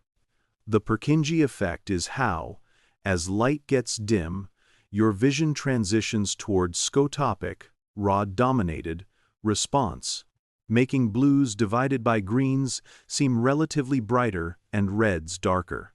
In mesopic levels between bright day and dark night, your perception slides. Candles, warm, plus dim equals reds vanish faster, blues sulk slower. That, the lamp's thin, feeling at night? Some of it is literally your retina changing staff. They measured reflected spectra from a cool blue in a Sibyl's robe. At 100 lux it sang. At 20 lux, simulated. Its relative contribution to perceived brightness rose compared to a nearby red drapery. So, in night rounds, Aurelia said, blues cling to your awareness, reds surrender, and any small blue-absorbing film by the reliquary multiplies the drama. A conservator produced a tiny sample set of varnishes on glass, for education, not a cystine ingredient. Damer, mastic, shellac, and B72, a modern acrylic resin, trade name. Paraloid B72, the Beyoncé of conservation polymers, stable, reversible, sings well under pressure. Under UV. Damer divided by mastic glowed green. Shellac orange. B72 smiled faintly like someone who knows they'll outlive your furniture. This, Rinaldi told Silvestro, is why we test before we assume. Frescoes shouldn't wear varnish, oils do. Bronzes and marbles wear other films. Each fluoresces differently, bends color temperature differently, and rigs your eyeballs gently. Silvestro considered his notebook. So, when I patrol, he said, I walk from a warm yellowing altarpiece, stolen blues, to a bronze with soot film, glossed down, past marble, with micro-wax, fluorescence up, then into the chapel, where the relic's tiny real spectral dips live. My eyes, being generous and gullible, call the net effect. The lamp is weaker. Meanwhile, instruments say, overall, lux isn't wildly different, but the spectrum and polarization have shifted a whisker. Exactly, Martine said. Also, and forgive the romance your brain expects mystery in chapels. So, when physics obliges by 2–3%, theology contributes the other 97% of the vibe. They trekked back to the basilica nave to play an architectural round. Clerestory windows. Aurelia pointed up. High, narrow, filtering light like a sensor edits letters. Some panels are clear. Others are slightly alabaster or frosted, scattering light softly. Lambertian diffusion. Time deposits microfilms. Cleaning shifts scattering. Season and hour tilt spectra. A large space like this choreographs light with the precision of a liturgy and the memory of a cathedral. Martine set up a multi-angle spectrophotometer to measure how color changes with view angle, a trick for varnishes and polished stone. Marble pilasters showed a slight iridescent effect under raking light due to thin films. The effect was mild but directional. The Stokes values near the reliquary nudged again. Where yesterday they had nudged Q and U curled a tiny bit, suggesting local films or microstructure, still grooming polarization. No devils, just surfaces with personalities. Time to test the sanctuary lamp theory, Rinaldi said. The small red lamp indicates the presence of the Blessed Sacrament. Its spectral power leans red, obviously. He measured ambient near it, and 10 meters away. Near it, adaptation favored red afterimages. Step away to neutral white, and, briefly, the world looked cyan-tinted, and dimmer your cones, doing a little white balance tantrum. 5 seconds, he said.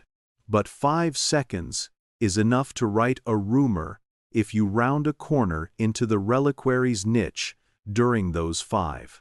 They set a micro-fading tester, MFT, on a sacrificial swatch of red lake glaze from the materials library.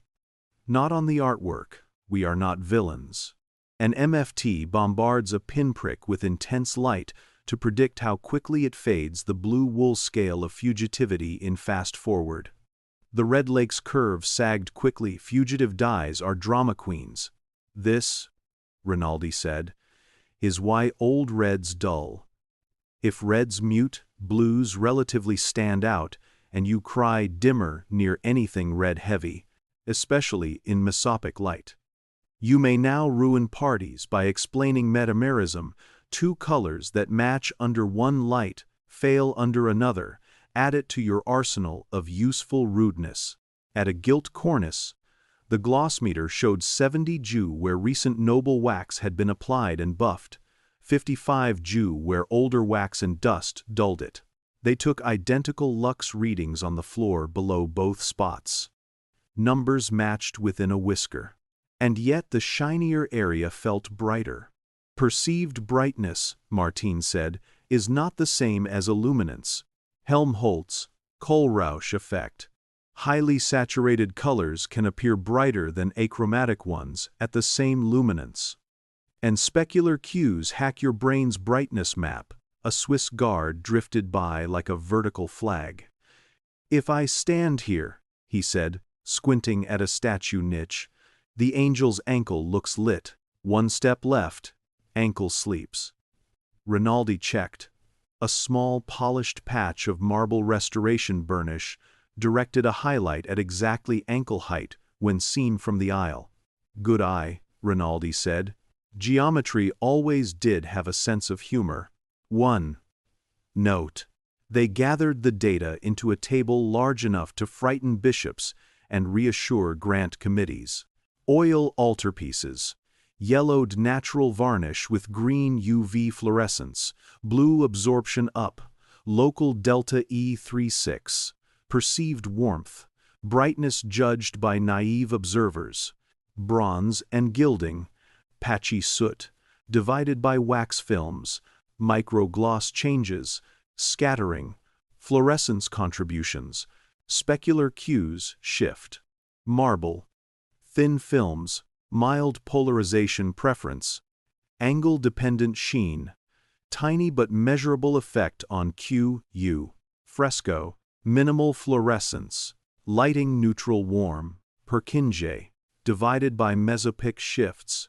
At lower lux, make blues survive. Reds fade. Perception hacks. Illumination judgment. Sanctuary lamp. Short-term chromatic adaptation bias. 5-second window for the room just dimmed testimonies. Relic niche. Reproducible spectral dips, blue and near red, and a linear polarization plateau at 30-50 degrees. Consistent across nights. Not explained by temperature or ions. Likely thin film, plus microstructure, plus orientation tradition. Printed like this, Sister Aurelia said, tapping the register. It looks like a scandal. In reality, it's choreography. Varnish sings alto, marble hums tenor. Bronze adds percussion, fresco sets the key, and the reliquary conducts an almost imperceptible ritardando. The faithful hear a song called Mystery. The instruments hear an orchestra tuning. They's have costed as a creason, and wonder bells and wondered day world. Which is why we keep both, Martine said. The measurement and the metaphor. If you want a single villain, Rinaldi added, it's photochemistry. The ways light breaks and remakes molecules. Natural resins oxidize, yellow. Some photo-bleach, lose color with exposure. Binders cross-link. Soot builds microfilms. Oxalates form crusts, each tweak a spectral haircut. We repair, but we don't rewind. And yet, Silvestro said, no liturgical hazard. He wrote it again, because writing things down is how night watchmen sing lullabies to buildings. The conservator from the Sistine reappeared to shoo them gently with professional grace. Your 5 minutes became 40, she said. Time to let the prophets rest their elbows. They thanked her with the reverence due to those who defend ceilings for a living and decamped to the sacristy corridor that had become their war room. Sister Aurelia drafted a memo no one requested but everyone would later cite. Subject: ambient photochemistry and perception. Bias near reliquary and chalice. Takeaways: yellowed varnishes on nearby oils reduce short-wave reflectance, local warm dim perception. Bronze divided by gilt films alter gloss and fluoresce, specular Q loss, perceived brightness. Fresco lighting is stable. Mesopic shifts plus Purkinje effect make blues linger, reds retire at night. Sanctuary lamp induces transient adaptation, brief, cyan dim sensation when leaving. Relic niche exhibits small, steady spectral dips, plus linear polarization preference, independent of temp divided by ions. Likely thin films plus microstructure plus ritual orientation. Action. Document placement orientation. Standardize cleaning protocols near niche.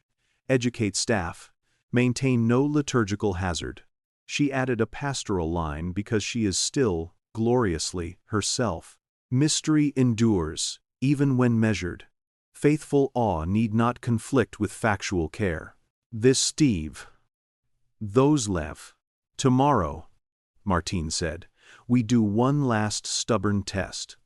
Put the chalice and a twin in a dark room with a calibrated integrating sphere and see whether the never-fills reputation survives in utter boredom.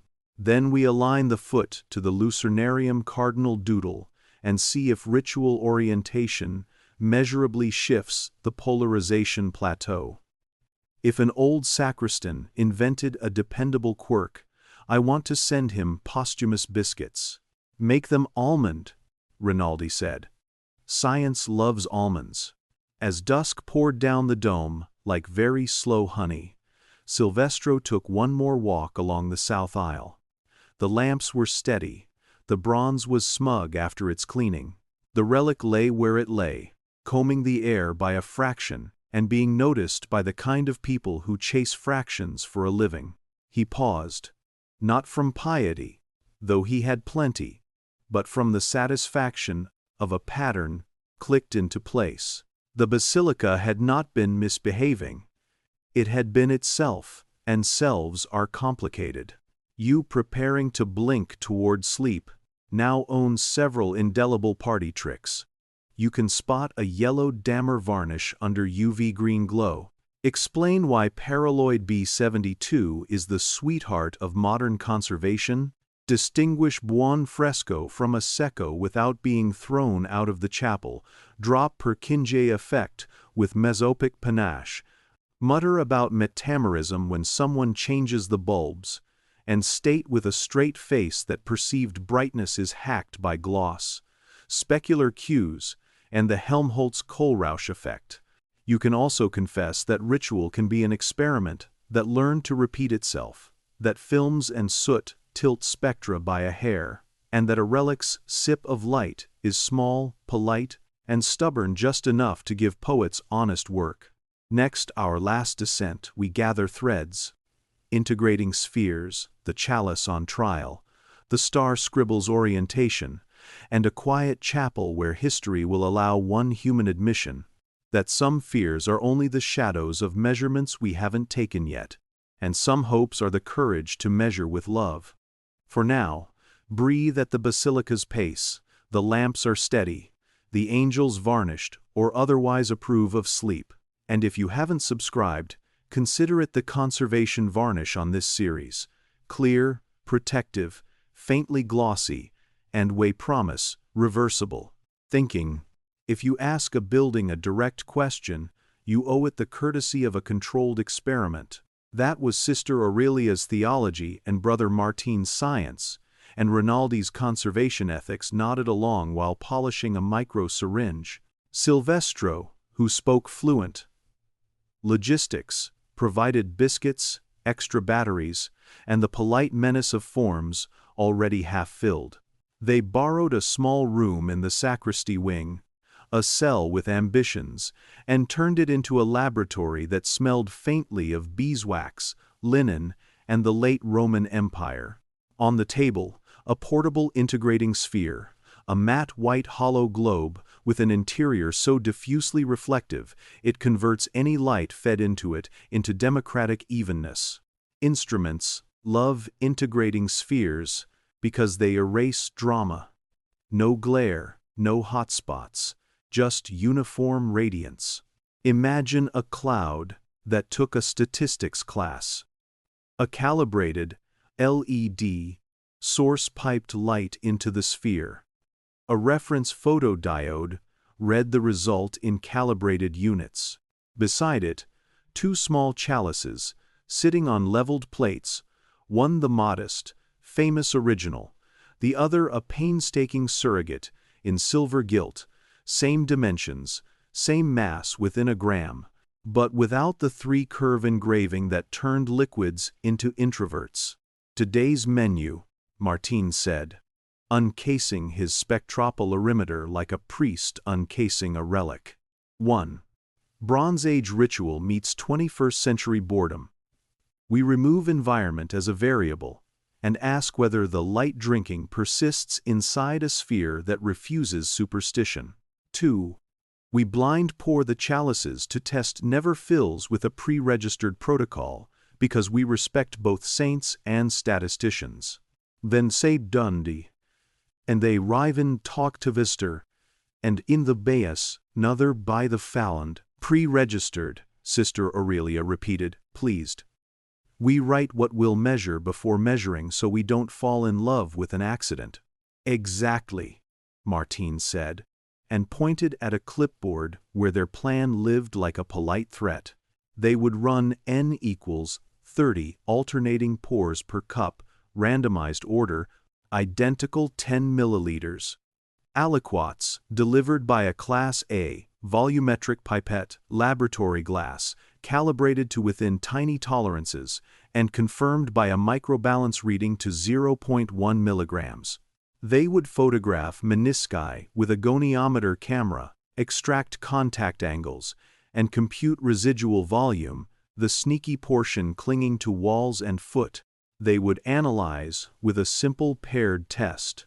Then, because some angels prefer non-parametrics, a Wilcoxon signed rank for robustness. This is what happens when an astronomer dates a conservator under the chaperonage of a nun. Silvestro taped a piece of paper above the table. No liturgical hazard. It had become their household motto. First, the integrating sphere trial. They set the sphere's port to face the reliquary at various distances and orientations, then closed it so only a small aperture admitted the room's photons. Result. Inside the sphere. The radiance shrugged. The little spectral dents they'd seen in open-air blues, a touch shy, near reds a bit sleepy, vanished. The Stokes parameters, I, Q, U, V, lay down like well-behaved cats.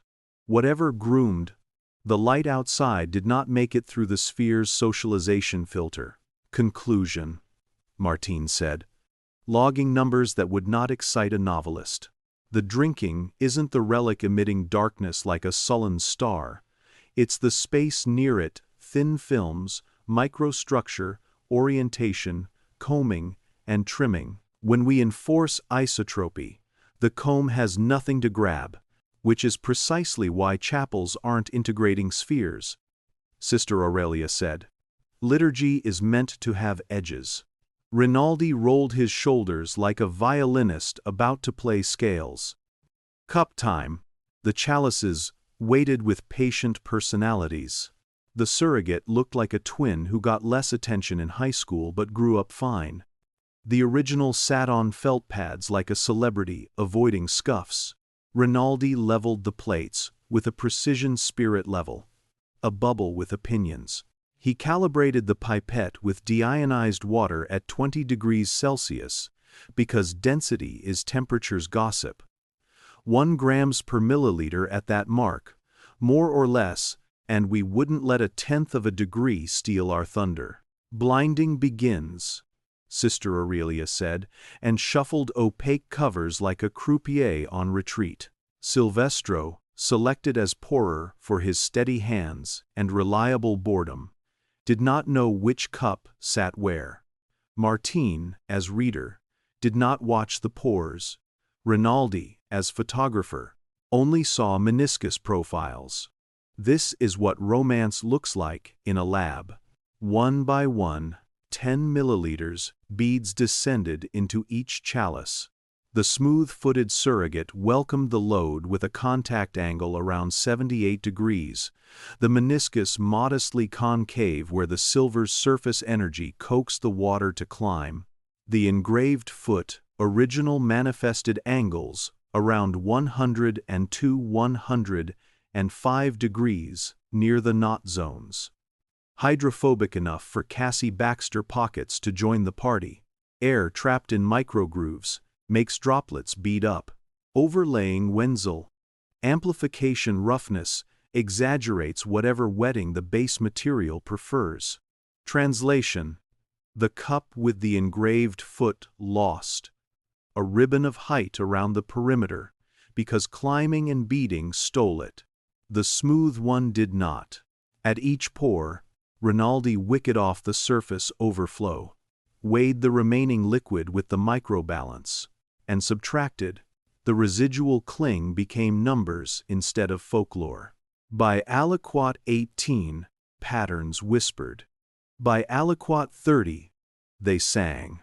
Surrogate, smooth foot, mean residual, cling, 0.12 milliliters, SD, 0.03, original, engraved foot, mean residual cling, 0.36 milliliters, SD, 0.05.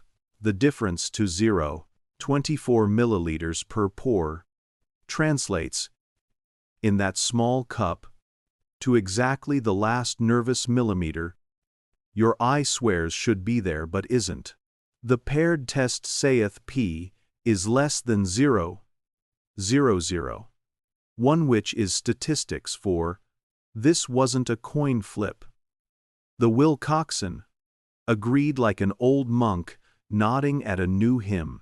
Gentlemen, ladies, Rinaldi said, tapping the notebook with the bone folder he uses to gesture at fate. Our never-fills chalice is an honest introvert. Physics with manners, no demon, no failure. A personality carved into metal, which is also doctrine, Sister Aurelia said, twinkling. Form expresses nature, as things was a Bruven and had oblected Bia. Repeatability check, Martine added, and rotated the original so the three-curve knot aligned with magnetic north, then 90 degrees off, then 180 degrees. The residual varied by a hair with orientation.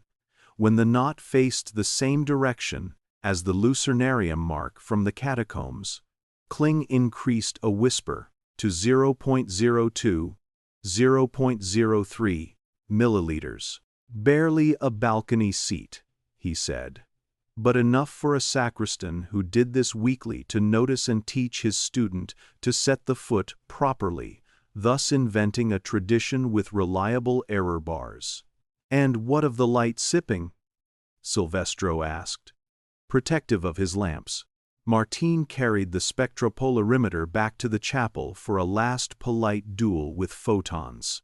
He logged the same small dips as before, bluer wavelengths yielding 1–2%, near red by 1%, and the familiar linear polarization plateau around 30 degrees, 50 degrees.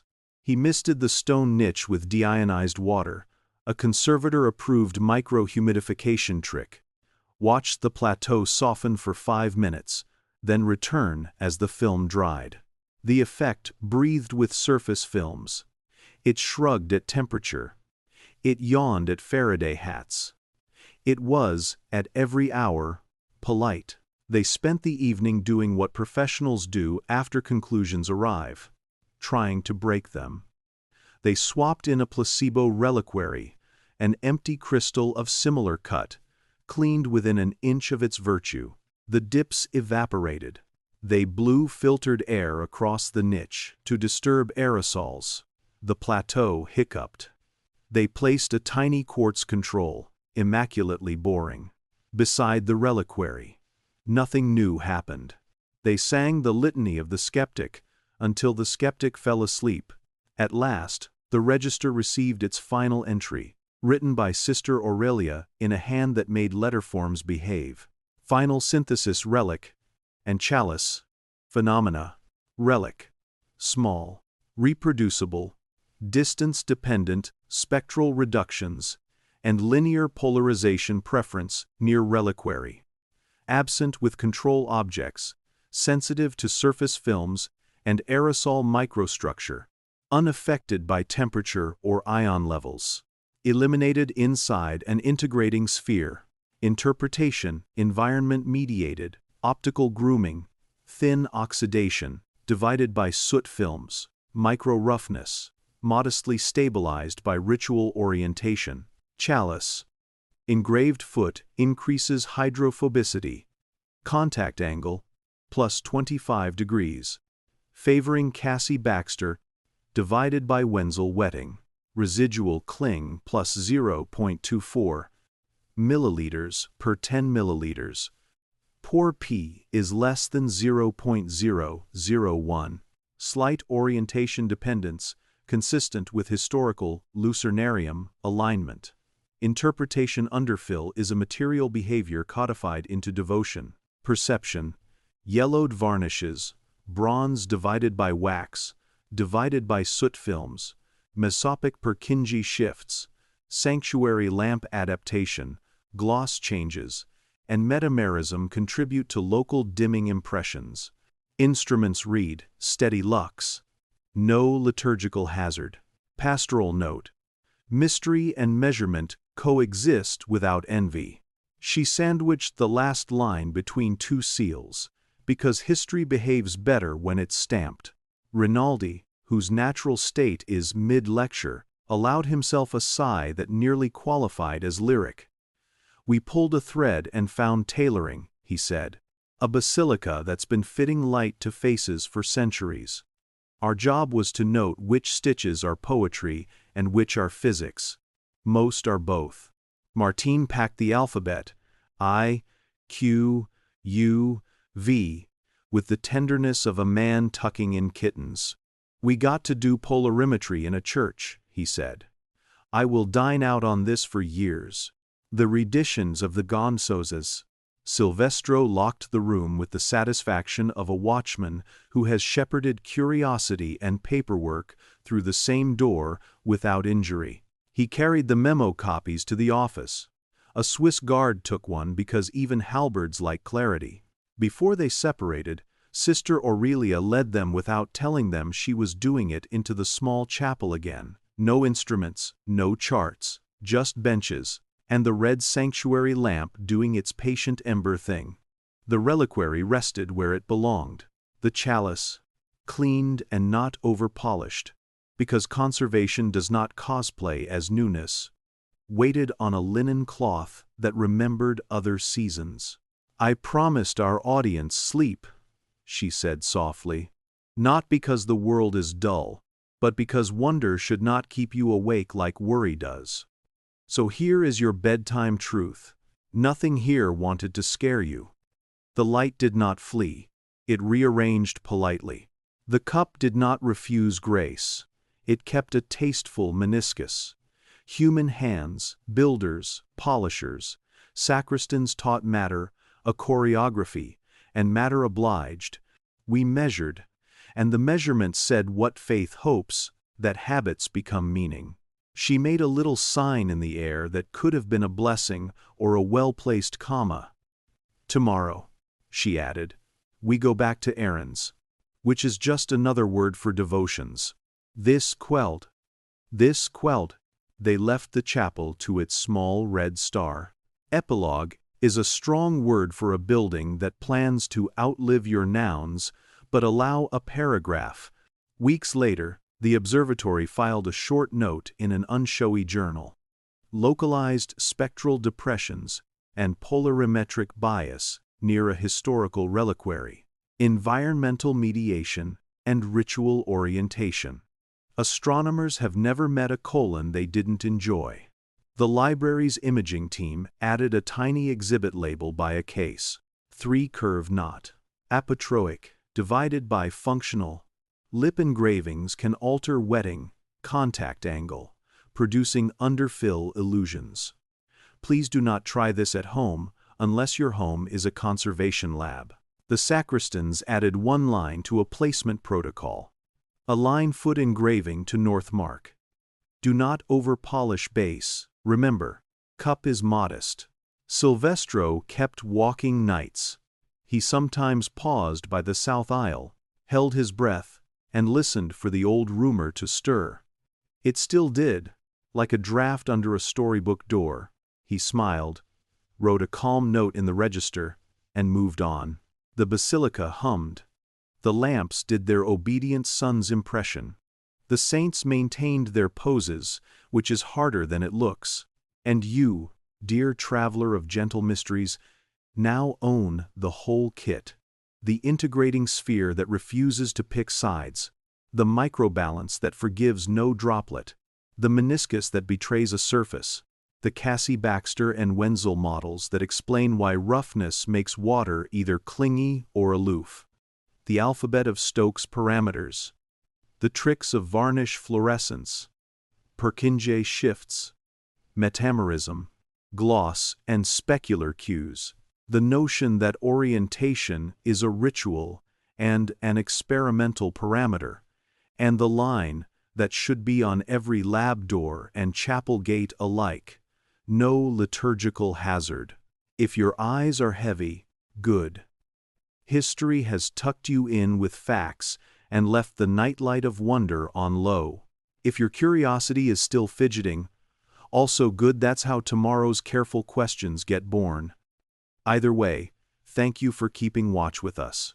Subscribe, if you haven't, and we'll save you a seat under the next dome that teaches light new manners.